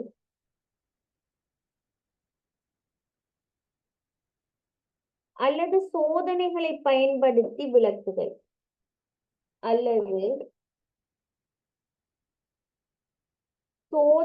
சோதனை என்பது பரிசோதனையா? நீங்க நினைக்கிற மாதிரி வேற எந்த சோதனையும் இல்லை. நான் படிப்பிக்கிறதை டெய்லி உங்களுக்கு பெரும் சோதனை போல. சோதனைகளை பயன்படுத்தி விளக்குதல்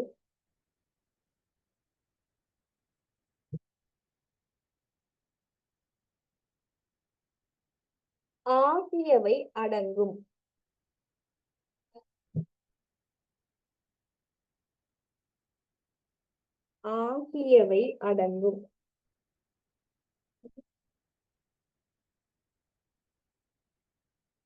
கீழே அடுத்த பாயிண்ட் எழுதுங்க. செய்து காட்டல் முறை என்பது அடுத்த ஒரு பண்டி எழுதுங்க. செய்து காட்டல் முறை என்பது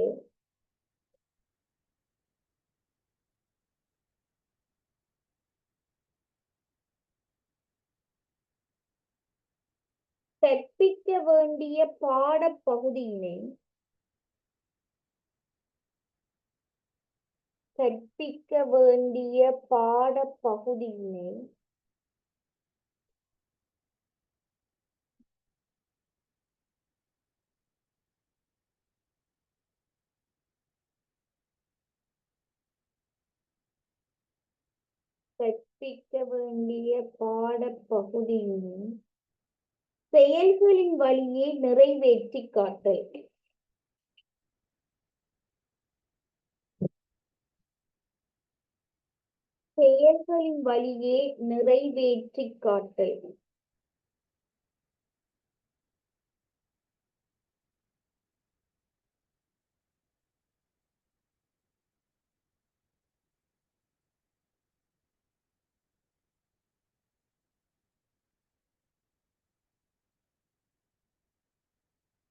செயல்களின் வழியே நிறைவேற்றி காட்டல். அல்லது ஓர் சோதனையின் மூலம்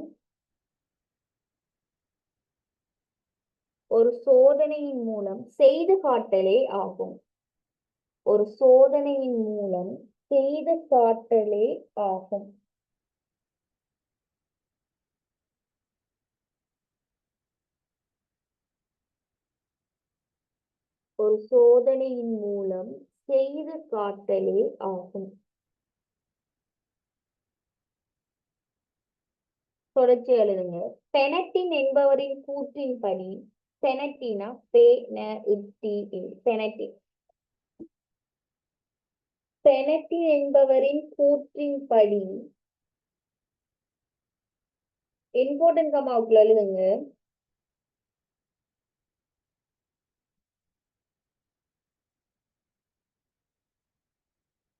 கலவை செயல்முறை கற்பித்தலில் கலவை செயல்முறை கற்பித்தலில்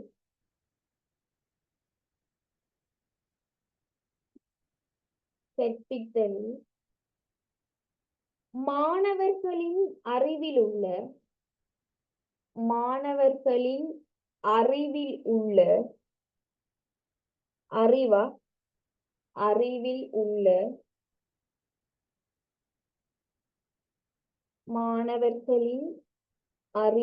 உள்ள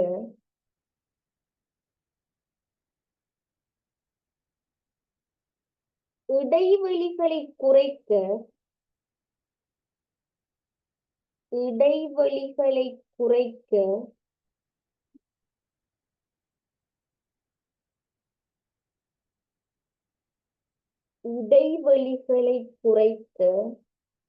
பயன்படும்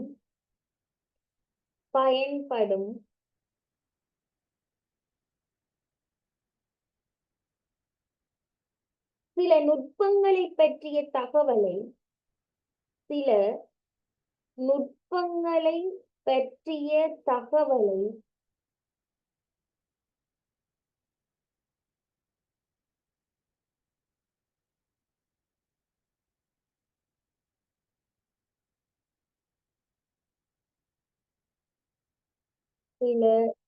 நுட்பங்களை பற்றிய தகவலை செய்து காட்டல் முறை வழங்குகின்றது.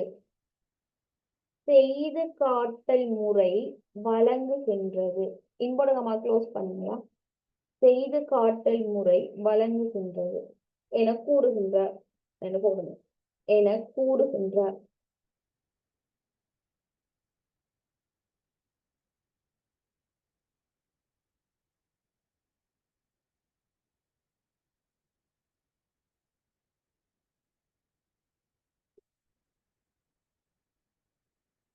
அத்துடன்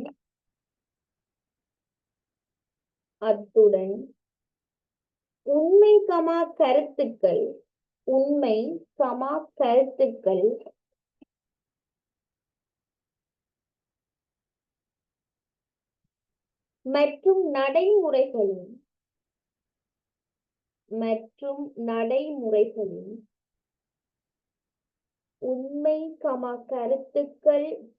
மற்றும் நடைமுறைகளின்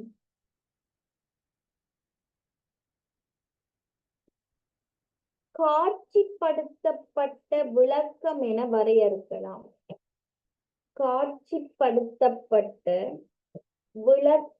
என வரையறுக்கலாம்.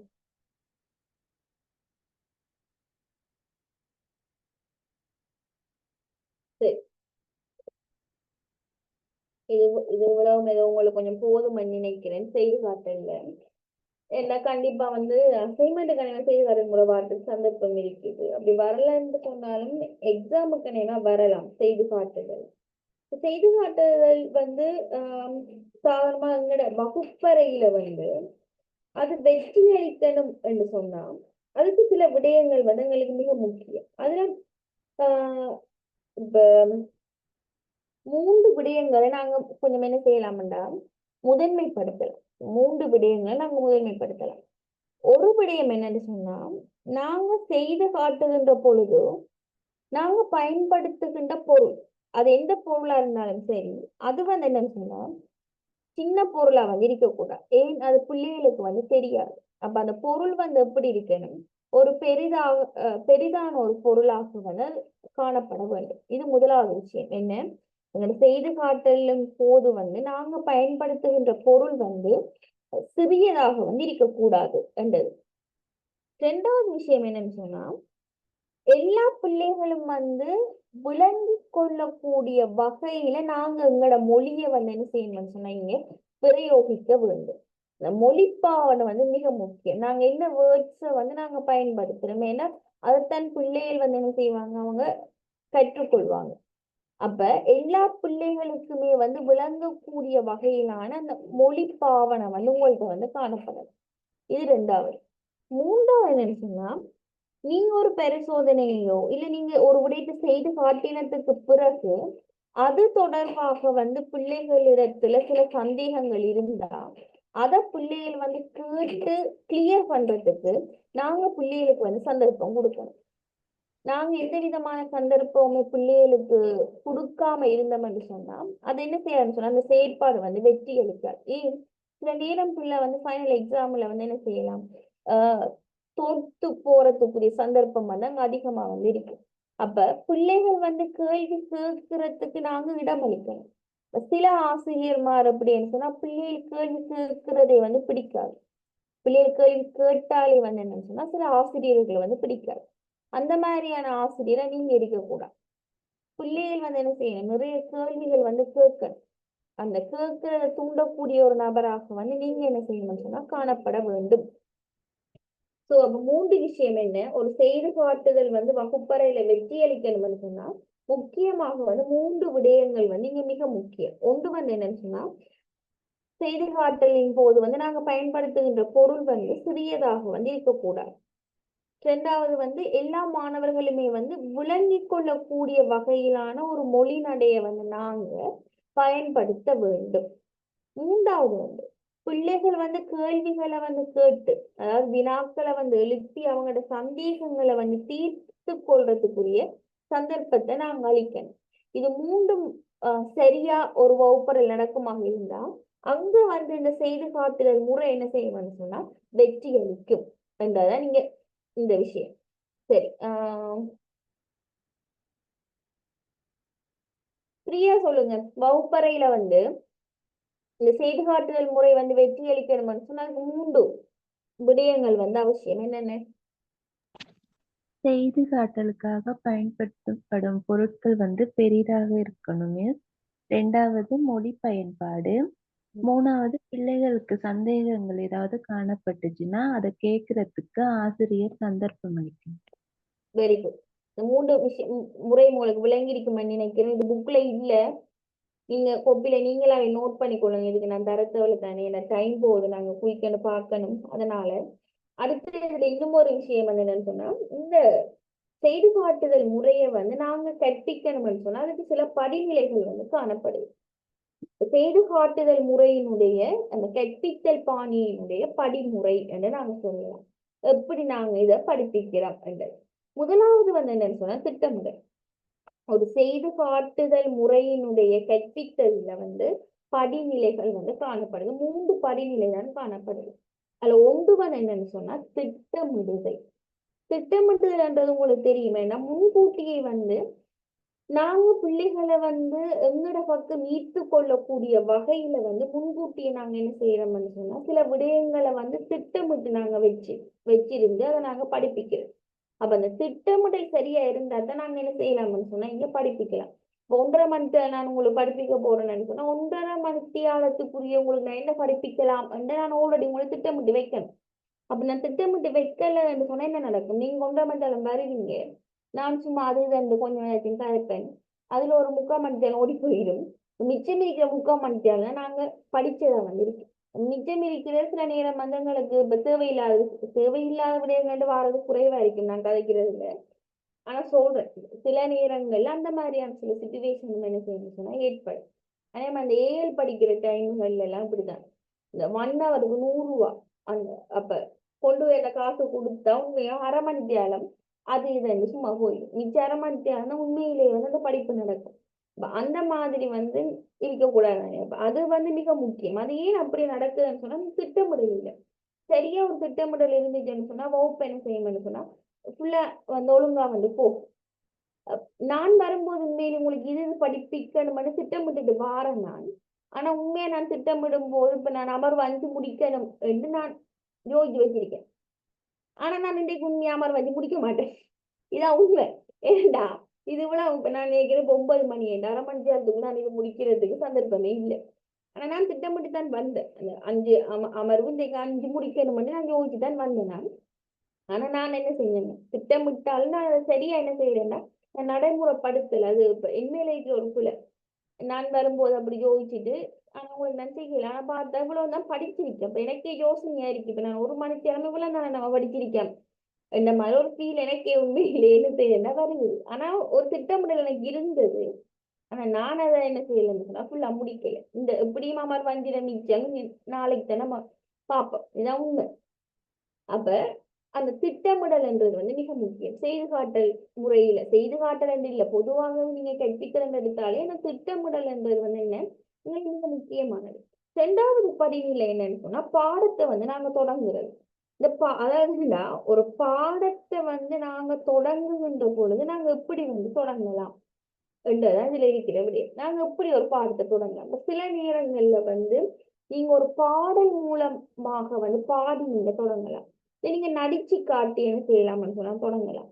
இல்ல மாணவர்கள்ட்ட வந்து சில வினாக்களை வந்து எழுப்புறதன் மூலமாக வந்து தொடங்கலாம்.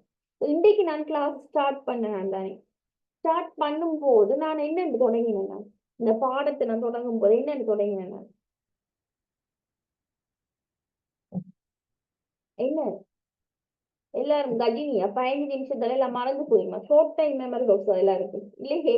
அப்ப எப்படி தொடங்கினேன் அந்த பாடத்தை தொடங்கும் போது?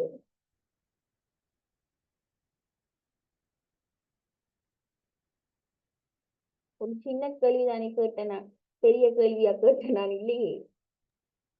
5வது யூனிட்ல ஹெடிங்க கேட்டீங்க. 5வது அமர்வோட ஹெடிங் என்னன்னு சொல்லி கேட்டேன். அதே போல கற்றல் என்று சொன்ன என்னன்றதை நான் உங்களுக்கு சொல்றதுக்கு முதலே கற்றல் என்ற என்ன நான் உங்கள்ட்ட முதல் கேட்டேன். அப்ப அதை நான் சொன்னா நாங்க படிப்பிக்க தொடங்கும் முதல் பிள்ளைகள்கிட்ட வந்து வினாக்களை கேட்டு தொடங்குறது. இப்ப உங்களுக்கு நான் பாட்டு பாடி ஒரு பாடத்தை வந்து நான் தொடங்கி இயலாது. நான் டான்ஸ் ஆடினாலும் உங்களுக்கு தெரியாது. அது அடுத்த பிரச்சனை. அப்ப நான் எப்படி மேக்சிமம் ஜூம் கிளாஸ்ல நாங்க என்ன செய்யலாம், உண்மையா ஒரு பிள்ளைகிட்ட கேள்வியை கேட்கறது, இல்ல நகைச்சுவையா ஜோக்க ஏதாச்சும் ஒன்றை கதைச்சிட்டு அந்த ஜோக்குக்குள்ளால நாங்க பாடத்துக்குள்ள வாடுறது. இந்த மாதிரியான விடயத்தை தான் நாங்க என்ன செய்யலாம் பயன்படுத்தலாம். இல்லைன்னு சொன்னா ஒரு படத்தை போட்டு காட்டுறது, ஒரு பிக்சரை போட்டு அதுல இருந்து சேர்க்கிறது, இதுகள் தான். அப்ப அந்த பாடத்தை தொடங்குறன்றது நாங்க எப்படி தொடங்க போறோம். குறிப்பா வந்து நீங்க இப்ப இந்த ப்ரீ ஸ்கூல் பிள்ளைகளுக்கு படிப்பிக்கிற நேரம் டீச்சிங் பிராக்டிஸ்லயும் உங்களுக்கு அது மிக முக்கியம். உங்களோட பாட முன்வைப்பு அதுதான் மிக மிக மிக மிக முக்கியமான விஷயம். நீங்க எப்படி நீங்க முன்வைக்க போறீங்கன்னு அந்த முன்வைக்கிற அந்த நீங்க முன்வைக்கிற உங்களோட ஆற்றலை பார்த்துட்டு உங்களோட மாஸ்டர் டீச்சர் அதோடைய மயங்கி என்ன செய்யணும்னு சொல்லி உங்களுக்கு மார்க்ஸ் போட்டணும். அதோடய அவர் மயங்கி விழுந்துடணும். அந்த அளவுக்கு உங்களோட முன்வைப்பு இருக்கணும். உங்களோட முன்வைப்பு அப்படி இருந்துட்டேன்னு சொன்னா பின்னுக்கு அவங்க எதையுமே கவனிக்க மாட்டாங்க. ஏன்னா அவங்க அந்த மயக்கத்துல இருந்து எழும்ப மாட்டாங்க தானே, நம்ம கவனிக்க மாட்டாங்க. அப்ப அந்த முன்வைப்புன்றது வந்து என்னன்னு சொன்னா சரியா வந்து இருக்கணும். அப்ப நாங்க பிள்ளைகளுக்கு பாட்டு பாடி முன்வைக்க போறோமா, இல்ல நாங்க பிள்ளைகிட்ட கேள்விகளை கேட்டு ஒரு விஷயத்த முன்வைக்க போறோமா, இல்ல நாங்க நடிச்சு முன்வைக்க போறோமா, இல்லாட்டி போல செய்தல் இல்லைன்னு சொன்னா ஒரு பரிசோதனையை நாங்க முன்னுக்கு செஞ்சு காட்டி அதன் மூலமா நாங்க பாடத்தை தொடங்க போறோமா. இப்படி ஏதாச்சும் ஒரு விஷயத்த நாங்க முன்னிலைப்படுத்தித்தான் என்ன செய்யணும், ஒரு பாடத்தை வந்து நாங்க தொடங்கணும். எடுத்த உடனே வந்து என்ன செய்யக்கூடாதுன்னு சொன்னா நாங்க பாடத்தை வந்து தொடங்கக்கூடாது. நான் இன்னைக்கு உங்களுக்கு பாடத்தை தொடங்குற நேரம் கற்றல் கற்பித்தல் முன்னோக்கு நாங்க படிப்போம்னு சொல்லி உங்களுக்கு சொன்னேன். நீங்க பெரிய ஆக்கலன்னால நான் அப்படி சொன்னேன் நான். ஆனா உண்மையா நீங்க இப்ப ப்ரீ ஸ்கூலுக்கு ப்ரீ ஸ்கூல் பிரைமரிக்கு நீங்க போறீங்கன்னு வைங்களேன். இப்ப நீங்க தமிழ் படிப்பிச்சு முடிஞ்சது. இப்ப உங்களுக்கு அடுத்த பாடம் மேக்ஸ். உங்களுக்கு இப்ப உங்களுக்கு டைம் டேபிள் இருக்கீங்க தானே, அடுத்த பாடம் நீங்க மேக்ஸ் படிப்பிக்க போறீங்கன்னு வைப்பமே. அப்ப நீங்க ஃபர்ஸ்டா நீங்க பிள்ளைகிட்ட என்ன சொல்றீங்கன்னு சொன்னா, சரி நாங்க இப்ப மேக்ஸ் படிப்போம், உங்களோட மேக்ஸ் கொப்பி எல்லாத்தையும் எடுத்து வைங்க என்று நாங்க பிள்ளைகளுக்கு ஒரு நாளுமே சொல்லவே கூடாது. ஏனென்றா சில நேரங்கள்ல அந்த வகுப்பறையில ஒரு 30 பிள்ளை இருக்குன்னு சொன்னா அதுல ஏதாச்சும் ஒரு 2 பிள்ளைகளுக்கு கணிதம் என்று சொன்னா பிடிக்காத பாடமா கூட இருக்கலாம். அப்ப நாங்க எடுத்த உடனே கணிதம் படிப்போம் என்று பிள்ளைகளுக்கு முதல் சொன்னோம்னு சொன்னா அந்த பிள்ளைக்கு வந்து என்ன நடக்கும்னு சொன்னா அதுல இன்னும் கொஞ்சம் வெறுப்பு ஏற்படும், ஒரு அரியண்டம் ஒன்று பிள்ளைக்கு ஏற்படும். அதனால நாங்க எந்த பாடத்தை நாங்க செய்ய போறோம் இந்த கொப்பி எடுத்து வைங்க என்று நாங்க முன்கூட்டியே வந்து பிள்ளைகளுக்கு சொல்லக்கூடாது. நீங்க ஏதாச்சும் ஒரு இப்ப மேக்ஸ்ல வந்து இப்போ கூட்டல் படிப்பிக்க போறீங்க வைங்களேன், கூட்டல் தொடர்பான நிறைய பாட்டெல்லாம் இருக்குது. அப்ப நீங்க ஒரு பாட்டு ஒண்ணு படிச்சு இல்ல ஒரு டான்ஸ் ஒன்று ஆடிட்டு அதுக்கு பிறகு நீங்க நாங்க போர்ட்ல எழுதுறத பார்த்து மேக்ஸ் கணக்கு நீங்க கூட்டல் அப்படின்னு கரும்பலை நீங்க யூஸ் பண்ணீங்க. அப்ப அதுக்கு முதல் நீங்க என்ன செய்யணும், பாடல் ஒன்றை படிச்சு பிள்ளைகளை நீங்க ஒரு நல்ல நிலைக்கு கொண்டு வந்து போட்டு அந்த கொப்பி எடுக்கணும். நீங்க பாடல் படிக்கிறதுக்கு முதலே பிள்ளைகிட்ட வந்து மேக்ஸ் கொப்பி எடுங்கன்னு நாங்க சொல்லக்கூடாது. அதே போல நானும் கட்டில் கட்டிட முன்னோக்கு தொடங்குவோம் மட்டும் சொல்லக்கூடாது. ஏன் கட்டில் கற்பித்தல் இந்த முன்னோக்கு இந்த பாடத்தை நாங்க இப்ப ஒரு கிழமைக்கு மேல, ஒரு கிழமையும் இல்லை இன்னைக்கு அதை விட அதிக காலமா நாங்க படிச்சுட்டு வரோம். அப்ப அதை கேட்டு கேட்டு கேட்டு கேட்டு உங்களுக்கு சலிச்சு போயிடுச்சு. இதுக்கு நாங்க போகத்தானே வேணும் இந்த பாடத்துக்கு ரெண்டு எண்ணம் எல்லாம் வந்து என்ன செய்யணும்னு சொன்னா வந்திருக்கு. பிரியங்கா யோசிச்சிருக்கு, இது எவ்வளவு காலமா இந்த கட்டல் கற்பித்தல் முன்னோக்க படிக்கிறேன், இது கிளாஸுக்கு போத்தானே, இது என்ன ஒரு அரியண்டம் என்று அந்த பிள்ளை உண்மையா கிளாஸுக்கு வந்திருக்கு. அவ ஏற்கனவே அவள் அரியண்டத்துல வரும்போது நான் வேற மைக்க ஒன் பண்ணி நம்ம கட்டல் கற்பித்தல் முன்னோக்கு படிப்போம்னு சொன்னா பிரியங்காக்கு எப்படி இருக்கு. அதை யோசிச்சு பாருங்க. அப்ப அதே போலதான் என்னண்டா நாங்களும் ஒரு பாடத்தை படிப்பிக்க போறோம், இந்த பாடத்தை தான் படிப்பிக்க போறோம். நாங்க உண்மையா பிள்ளைக்கு சொல்லி படிப்பிக்க கூடாது. இப்ப தமிழ் நாங்க இப்ப படிப்போம் தான் தமிழ் பாடத்தை நாங்க தொடங்க கூடாது. நீங்க ஏதாச்சும் ஒன்று சொன்னதுக்கு பிறகுதான் நீங்க என்ன செய்யணும், அந்த பாடத்தை வந்து நீங்க ஸ்டார்ட் பண்ணணும். அது மிக முக்கியம். டீச்சிங் பிராக்டிஸ்ல அவங்க பாக்குற விடயங்கள்ல இதெல்லாம் வந்து முக்கியமான விடயங்கள். அப்ப அதனால என்ன சொன்னா அந்த பாடத்தை தொடங்குறதுன்றது வந்து மிக முக்கியம். ஏண்டா நீங்க விளக்கம் எழுதிங்க பாடத்தை தொடங்குதல் என்று. இப்ப படிநிலையில நாங்க 3 படிநிலை. முதலாவது படிநிலை வந்து திட்டமிடுதல். திட்டமிடுதலுக்கு நீங்க விளக்கம் நீங்களா ஓன நீங்க எழுதுவீங்க. ரெண்டாவது வந்து பாடத்தை தொடங்குது. அதுக்கு வந்து இப்ப நான் சொன்ன விடயங்களையும் நீங்களும் வேற கருத்துக்கள் இருந்து அதையும் போட்டு நீங்க எழுதுங்க. சரியா? மூன்றாவது படிநிலை என்னன்னு சொன்னா பரிசோதனை செய்வது. மூன்றாவது படிநிலை என்ன? பரிசோதனை செய்வது. இது என்னன்னு சொன்னா இந்த செய்து காட்டுதலின் போது வந்து என்னன்னா நாங்க இப்ப உபகரணங்கள் இருக்கு நிறைய இப்ப டீச்சிங் எய்ட்ஸ்ல நாங்க யூஸ் பண்ணுவோங்க. அந்த உபகரணங்கள் வந்து மாணவர்களுக்கு முன்னிலையில வந்து நாங்க அமைத்து காட்டணும். இப்போ ஒரு பரிசோதனையை நாங்க செய்ய போறோம் என்று சொன்னா அந்த விடயங்களை வந்து பிள்ளைக்கு முன்னாடி கண்ணுக்கு முன்னாடியே வந்து பிள்ளைக்கு முன்னாடி நாங்க அந்த விடயத்தை வந்து செய்து காட்டணும். அது என்ன செய்யும்னு சொன்னா எப்பவுமே பிள்ளைகள கவனத்தை வந்து அது இருக்கு, அவங்களோட ஆர்வத்தை என்ன செய்யும், அது இன்னும் வந்து தூண்டும். அப்ப அது வந்து மிக முக்கியமான ஒரு விடயம். இப்ப நான் உங்களுக்கு புக்கை போட்டு என்ன செய்யறேன், உங்களுக்கு படிப்பிக்கிறேன். இது கிட்டத்தட்ட என்ன ஒரு பிரிண்டிங்ல வந்த மாதிரி ஒரு புக் ஒன்று. இதுல ஒரு கலர் கூட இல்லை, தனியா ஒயிட்டும் இந்த பிளாக்கும் தான் உண்மையா இருக்குது. ஆனா இப்ப நான் நோட்ஸ் உங்களுக்கு டைப் பண்ணி இப்ப கலர்ல போட்டு இப்ப படங்கள் எல்லாம் போட்டு படிப்பிக்கிறேன்னு வைங்களேன். இப்ப நான் அதை வந்து நான் இப்ப இதுல உங்களுக்கு இப்ப போட்டுட்டேன் என்று சொன்னா உங்களுக்கு என்ன செய்யும், அது உங்களோட கவனத்தை ஈர்க்கு. நான் படிப்பிக்கும் போது நான் சொல்ற வாய்ஸை கூட நீங்க கேட்க மாட்டீங்க. நீங்க எல்லாரும் வந்து என்ன செய்வீங்க யோசிச்சு பாருங்க. இப்ப நான் இதுல ஒரு கலர்ஃபுல்லா நானே ஒரு தயாரிச்சு இது ஒரு பிடிஎஃப் இப்ப போட்டு உங்களுக்கு படிப்பிக்கிறேன். நீங்க நான் சொல்றதுக்கு நான் அது சொல்றப்ப உங்களுக்கு விளக்கம் தந்து கொண்டிருக்கேன் வைங்களேன். நான் உங்களுக்கு விளக்கம் தான் நான் இப்போ ஒரு பிடிஎஃப் ஒன்று இதுல போட்டிருக்கேன், கலர்ஃபுல்லா இருக்குது, நானே டைப் பண்ண நோட்ஸ் எல்லாம் இருக்குது, நான் உங்களுக்கு விளங்கப்படுத்துறேன். இப்ப நீங்க இந்த நேரத்துல என்ன செய்வீங்க சொல்லுங்க. நீங்களா ஜூம் கிளாஸுக்கு பழக்கப்பட்ட ஆக்கள் தானே. கண்ணன் என்ன செய்வீங்க இந்த மாதிரியான டைம்ல, நீங்க என்ன செய்வீங்க கண்ணன்?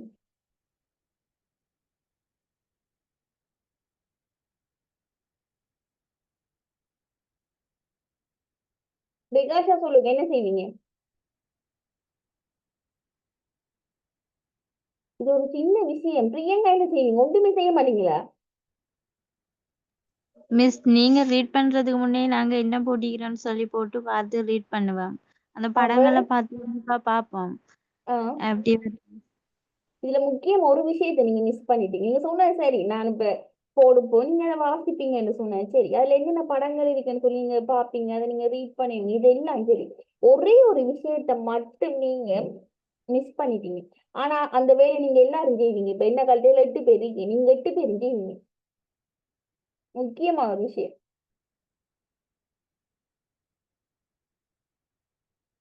சொல்லுங்க. அப்போ கட்டு முக்கியமான விஷயம் நீங்க எல்லாரும் கண்டிப்பா செய்வீங்க. நீங்க ஒருத்தர் செய்யாம இருக்கிறதுக்கு சந்தர்ப்பமே இல்லை. விமலா, பிரியங்கா, ரிகாஷா, பிரியா, ஆர்வனால் மைக் ஆன் பண்ணி சொல்லுங்க.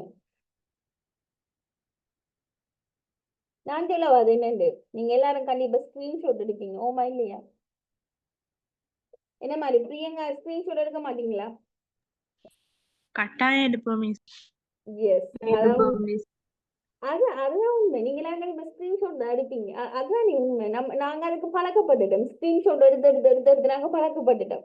அப்ப நான் சொல்றதை நீங்க கேட்க மாட்டீங்க. நீங்களாம் என்ன செய்வீங்க? ஸ்கிரீன்ஷாட் எடுக்கிறதுல நீங்க ஆர்வமா இருப்பீங்க. உங்களோட ஆர்வம் முழுக்க அந்த ஸ்கிரீன்ஷாட் எடுக்கிறதெல்லாம் இருக்குமே தவிர நான் என்ன சொல்றேன், இந்த வாயில இருந்து என்ன வார்த்தை வருது, நான் எதை சொல்றேன், அதை உங்களுக்கு அது விளங்காது. ஸ்கிரீன்ஷாட் எடுக்கல நீங்க அவதானமா இருப்பீங்க. இப்ப நீங்க ஸ்கிரீன்ஷாட் எடுக்க மாட்டீங்க. என்னது உங்கள்ட்ட எடிட்டனி புத்தகம்.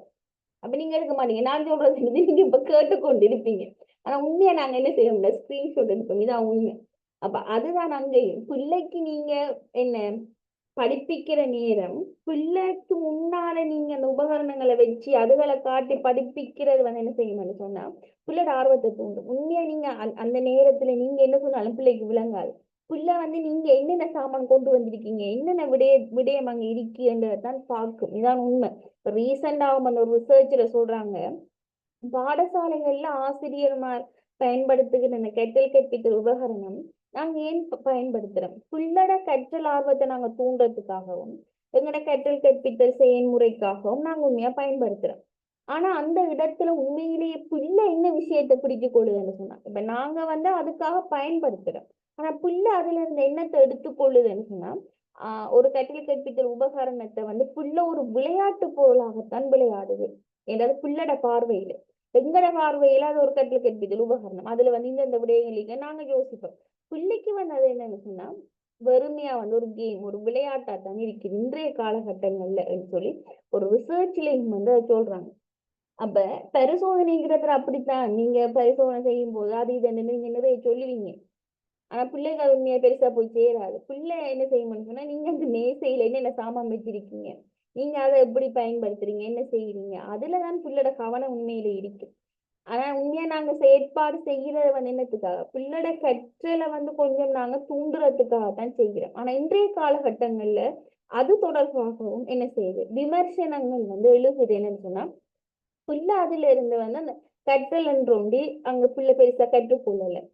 பிள்ளை அது ஒரு விளையாட்டு பொருளாகவும் ஒரு விளையாட்டாகவும் தான் அது பிள்ளை பார்க்குது, எடுத்துக்கொள்ளுது என்ற ஒரு வகையிலான சில விமர்சனங்களும் இருக்குது.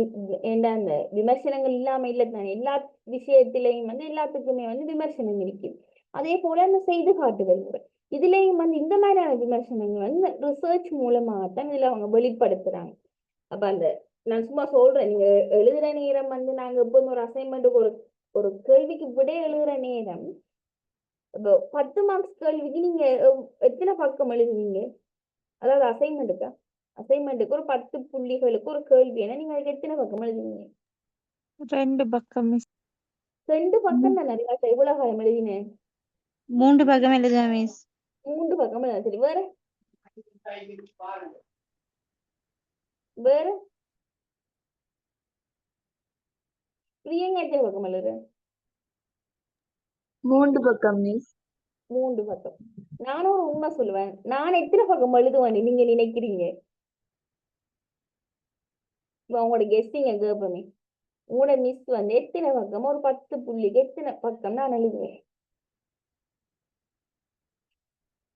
மேக்ஸிமம் 1.5 எழுதுவீங்க மிஸ். என்னது விளங்குல? எவ்வளவு எழுதுவேன் மேக்ஸிமம்? 1.5 பக்கம் அப்படிக்கிட்ட வரும்னு சொன்னேன். 1.5 பக்கம் 10 மார்க்ஸுக்கு நான் 1.5 பக்கம் எழுதுவேன். ரிகாஷா 2 பக்கம் எழுதுவேன். பிரியங்கா 3 பக்கம் எழுதுவேன். உண்மையிலேயே ஆக கூட நான் ஒரு 10 மார்க்ஸுக்கு நான் எழுதுறது 6 பக்கம். ஆக குறைய நான் 5 பக்கம் எழுதுறேன். 5 பக்கத்துக்கு குறைய நான் ஒரு நாளும் 10 மார்க்ஸுக்கு எழுதினது இல்லை.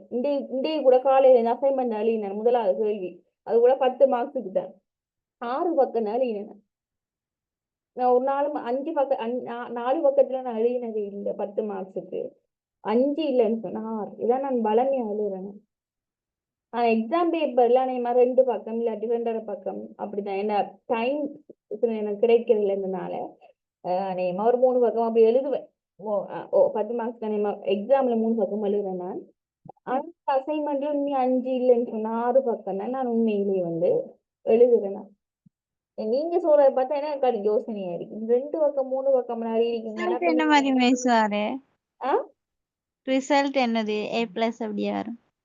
ஓ A+ வரும். சில நேரம் A வரும். நாங்களுமே எழுதுறதானே, எங்களுக்கும் A+A தான் வருது. அதான் எனக்கு விளங்குதில்ல அது எப்படி பாயிண்ட் இருந்தா சரிதானே மிஸ், பேப்பர் என்ன மாட்டாங்களே. உண்மைதான் அது பாயிண்ட்ஸ் இருந்தான்றது உண்மை. ஆனா நான் அநேகமா ஒரு கேள்விய வந்து நாங்க பாக்குற விதம் வந்து வித்தியாசமா இருக்கு.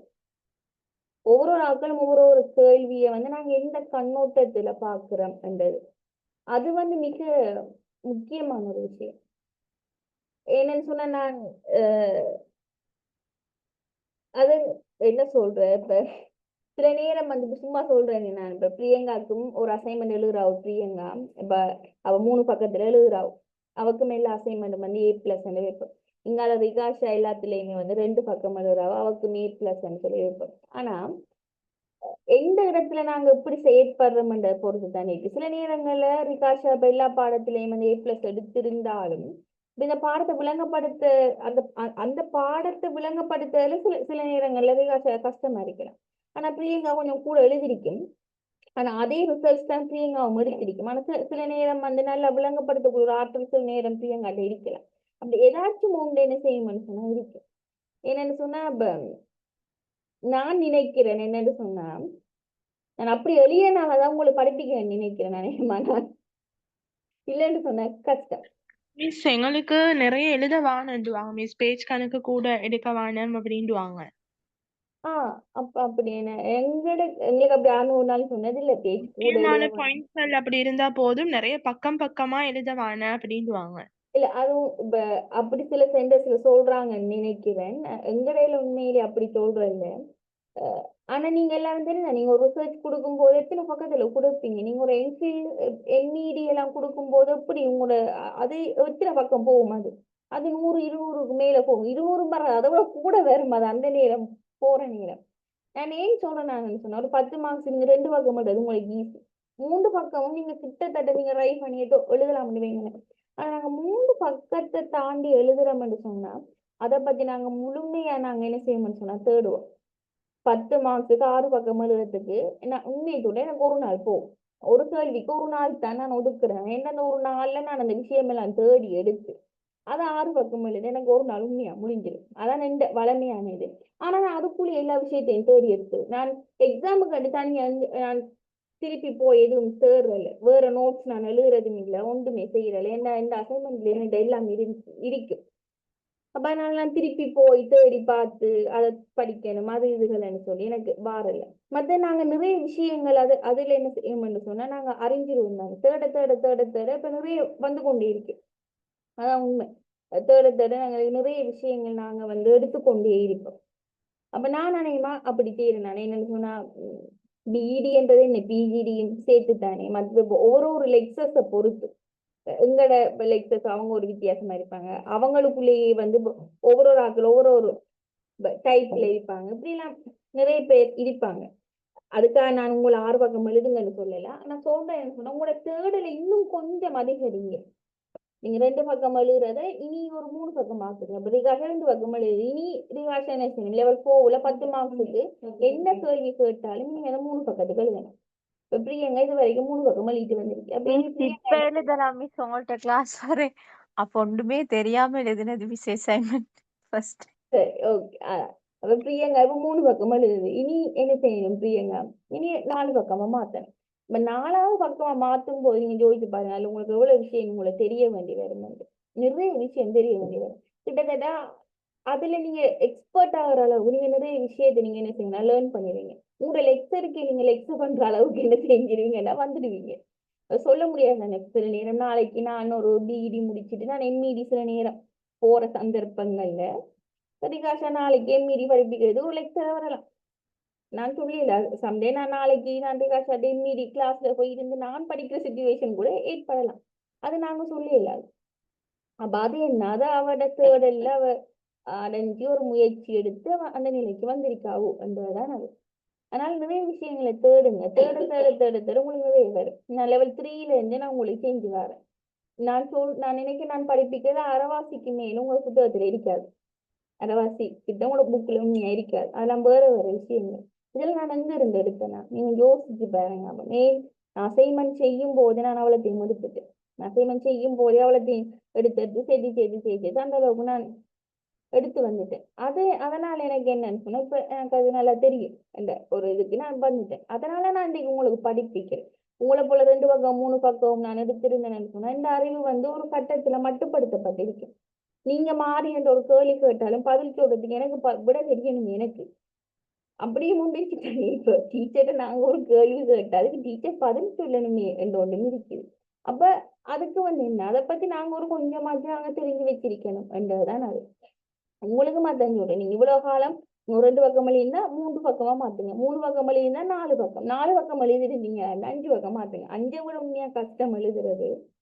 நான் 6வது பக்கமா முடிவுரை 6வது பக்கத்துல கொடுக்குறேன். இந்த முடிவுரை கிட்டத்தட்ட ஒரு அரை பக்கம் நான் பழமையா அப்படித்தான். முகவுரை கிட்ட ஒரு அரை பக்கம் கொடுப்பேன். அதே போல முடிவுரையும் அதே போல நான் என்ன முகவுரைக்கு முடிவுரைக்கு நான் இம்பார்ட்டன்ட் கொடுக்கறது கூட. என்னது ஒரு அசைன்மெண்ட்ல எந்த கேள்வி இருந்தாலும் மிக மிக முக்கியமானது முடிவுரை. என்ன சொல்ற ஒரு முடிவுரையை வாசிச்சாவிலாங்க நீங்க என்ன விஷயம் எழுதிருக்கீங்க. அதே போல ஒரு முகவுரையை வாசிச்சாவிலாங்க நீங்க இதுக்குள்ள என்ன எழுதிருக்கீங்க.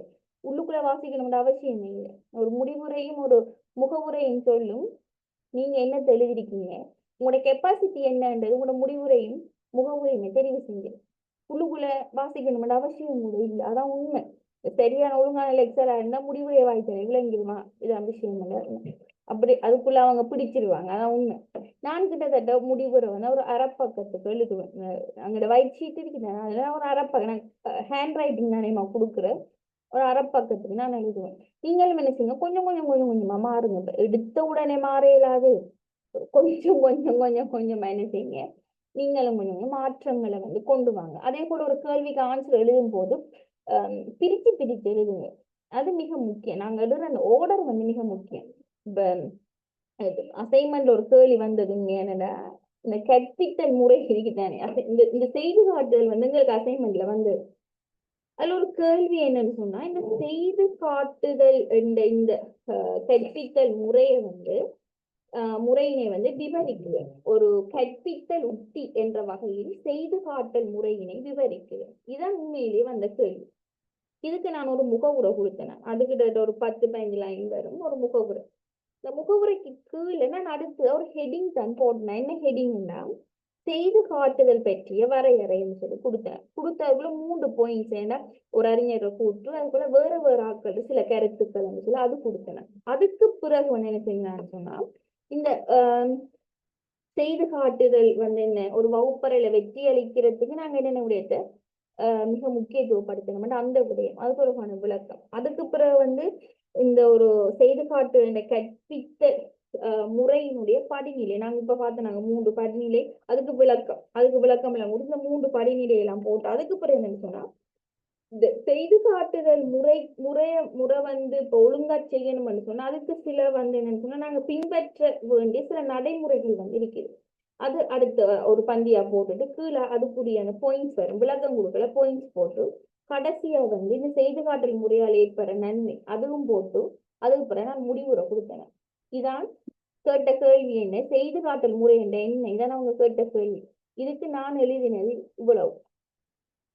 அதாவது அந்த கேள்வி எங்க ஆரம்பிச்சு நாங்க எங்க கொண்டு முடிக்கிறோம் என்றதான் மிக முக்கியம். நான் அப்படியே அந்த படிப்படியா தான் வரணும். அதான் இது அதோட ஃப்ளோவுல போகும். அடுத்து அது பார்க்கும் போது என்னன்னு சொன்னா அந்த அது பார்த்தா விளங்கும். ஒருத்தர் எழுதியிருக்கிற விதத்துல விளங்கும் தானே இவங்க இப்படி என்று சொல்லி அவங்க அந்த எழுதியிருக்கிற விதத்திலேயே விளங்கும். நீங்க ஈஸியா சொல்றீங்க ஒரு A எடுக்கிறது A+ எடுக்கிறது மிச்சம் ஈஸி என்ற மாதிரி இப்ப நீங்க சொல்றீங்க. நான் யோசிச்சு பாக்குறேன். நான் என்ன சொல்லுவேன் எனக்கு அது கஷ்டம்னு சொல்லுவேன். நான் ஒரு A+ எடுக்கிறது எனக்கு மிச்சம் கஷ்டம்னு சொல்லுவேன். அதான் நான் சொல்லுவேன். எங்க சென்டர்ல ஒரு சார் இருக்க நிதிஹரன் என்று சொல்லி அவர் லோ முடிச்சுட்டார். இப்ப கலாநிதி பட்டத்துக்காக வெயிட்டிங். அவர் எல்லாம் எழுதி முடிச்சுட்ட இன்னும் அந்த எஃபெக்டிவ் டேட் போட்டு வரல வந்தா இனி கலாநிதியும் வேற. அவர்கிட்ட இருந்து A+ எடுக்கவே இயலாது தெரியுமா. அவர் எப்படின்னா ஒரு 300 அசைன்மெண்ட் இருக்குன்னா 3 A+ போடுவார். அப்படியான ஒரு டைப் உண்டு. எனக்கு ஒரு தடவை நான் லெவல் 3ல இருக்கும் போது எனக்கு 3 பாடம் எடுத்து ஒரு 6 அசைன்மெண்ட் 3 A+ம் 3 A உண்மையா. அப்ப ஃபர்ஸ்ட் டைம் இப்ப அசைன்மெண்ட் தரும்போது 2 அசைன்மெண்ட் தான் அவரது வந்திருந்தது. 2மே எனக்கு ஏ தான் பண்ணல. அவருக்கு கோல் எடுத்தேன் நான் உண்மையா அவருக்கு கோல் எடுத்தேன். நிதிகரன் அவர் இங்க தாளமுடா டீச்சிங் காலேஜ்ல லெக்சரா இருக்கேன். நான் கோல் எடுக்கிறேன் வாட்ஸ்அப்ல எடுத்தேன்னா சார் அப்ப இந்தியாவில் ஏன்னா அவர் அண்ணாமலை யூனிவர்சிட்டியில தான் PhD செஞ்சவர். அப்புறம் இந்தியாவில் நிற்கிறார். ஆனாலும் என்ன தெரியல ஏதோ கடவுள் ஆசீர்வாதம் சார் அன்னைக்கு போன் எனக்கு ஆன்சர் பண்ணிட்டார். நான் போன்ல கேட்டேன் நான் சார் இப்படி எனக்கு ஏ போட்டு இருக்கீங்க ஆனா நான் A+ வரும் நான் நினைச்சேன் நான் சார் நீங்க எனக்கு இப்படி ஏ போட்டு இருக்கிறீங்க ஆனா நான் இப்ப A+ எடுக்கணும்னு சொன்னா நான் என்ன சார் இதுல நான் இன்னும் என்ன செய்யலாம் இதான் நான் அவர்கிட்ட கேட்ட கேள்வி. நான் இன்னும் என்ன செய்யலாம்னு சொல்லி கேட்டேன். எனக்கு அண்டையை சொல்லி தந்தவர் சார் அப்ப ஒரு அசைன்மெண்ட்ல ஒரு கேள்வி நாங்க எடுத்தோம்னு சொன்னா அதுல மிக முக்கியமா நாங்க அந்த கேள்விக்குரிய அந்த விடையில எங்களோட பகுப்பாய்வு ரீதியா நாங்க அந்த கேள்வியை அணுகணும். அந்த கேள்விக்கு நாங்க ஒரு விமர்சன ரீதியா விடை எழுதணும். என்னன்னு சொன்னா அந்த செய்து காட்டல் முறையெல்லாம் உங்களுக்கு ஒண்ணு இப்படியும் ஒரு விமர்சனம் என்ன செய்யறாங்க முன்வைக்கப்படுகிறது. விமர்சன ரீதியா அந்த கேள்வியை நாங்க அணுகணும். இப்படித்தான் ஒரு கேள்விக்கு அடுத்து ஒப்பீடு மிக முக்கியம். ஒப்பீடு இது 3 விஷயங்கள் ஒரு பகுப்பாய்வு ஒப்பீடு விமர்சனம்.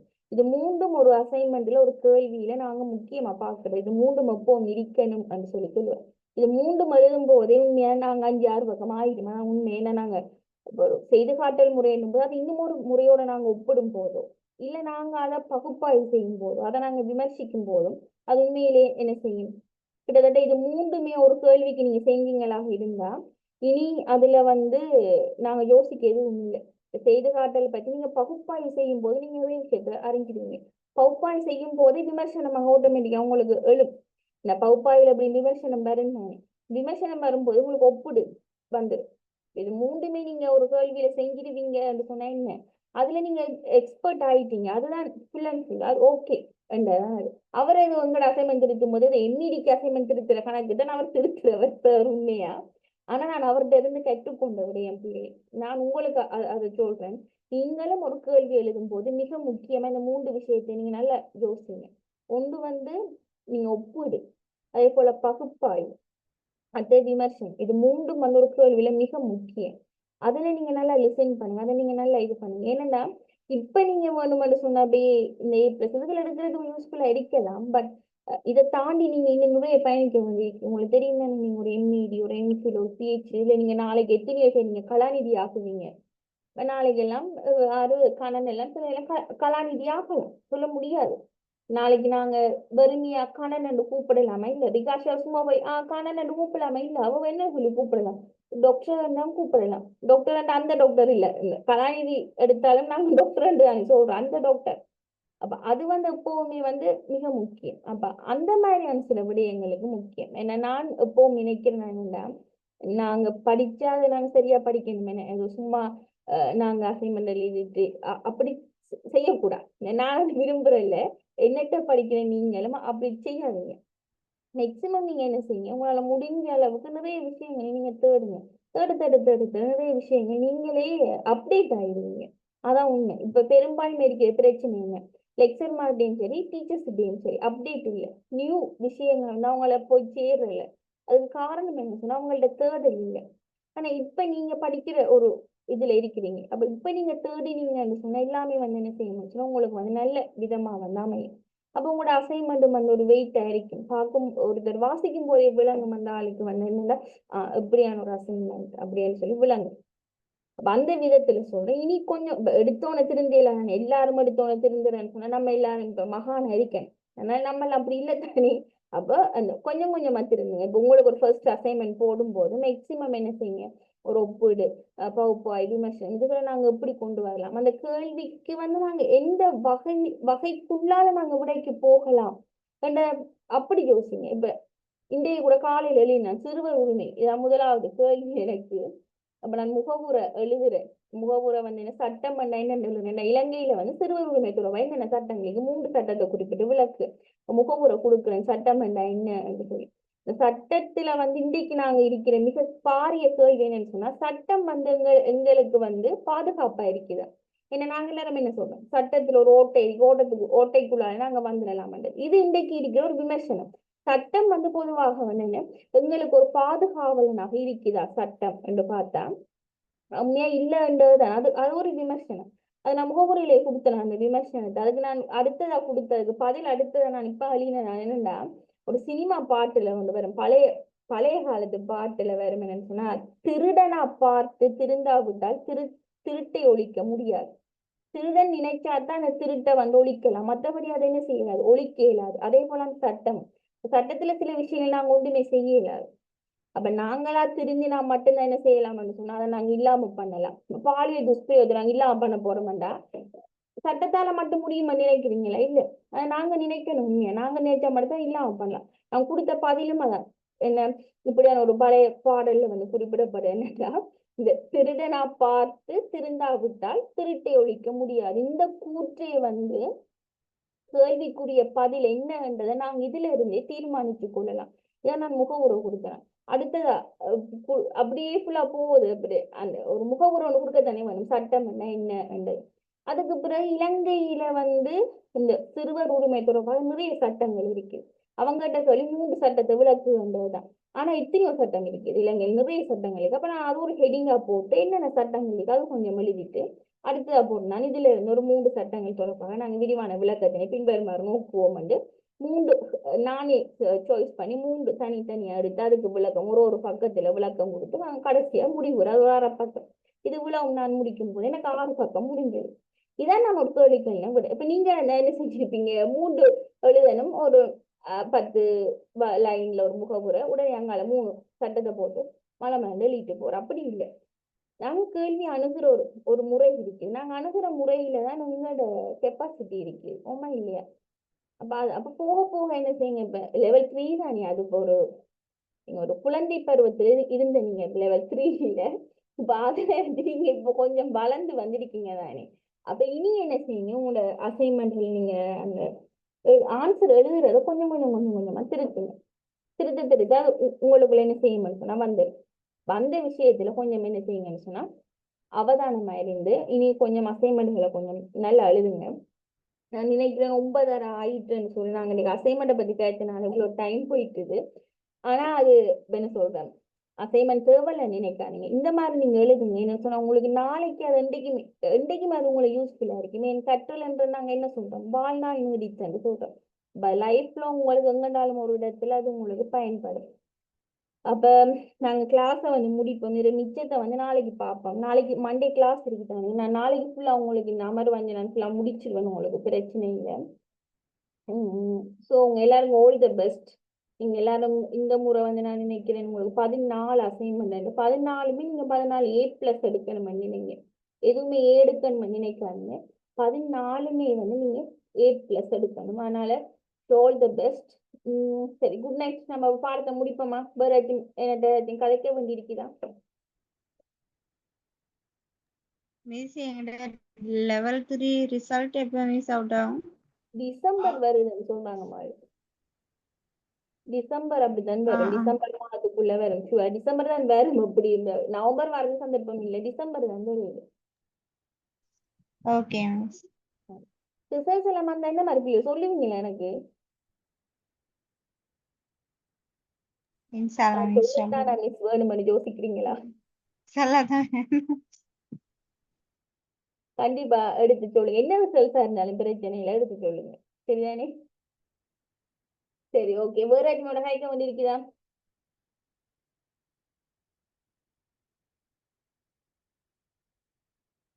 அக்கா பவுன் வச்சு கைக்க வந்து இருக்குதா என்னோட?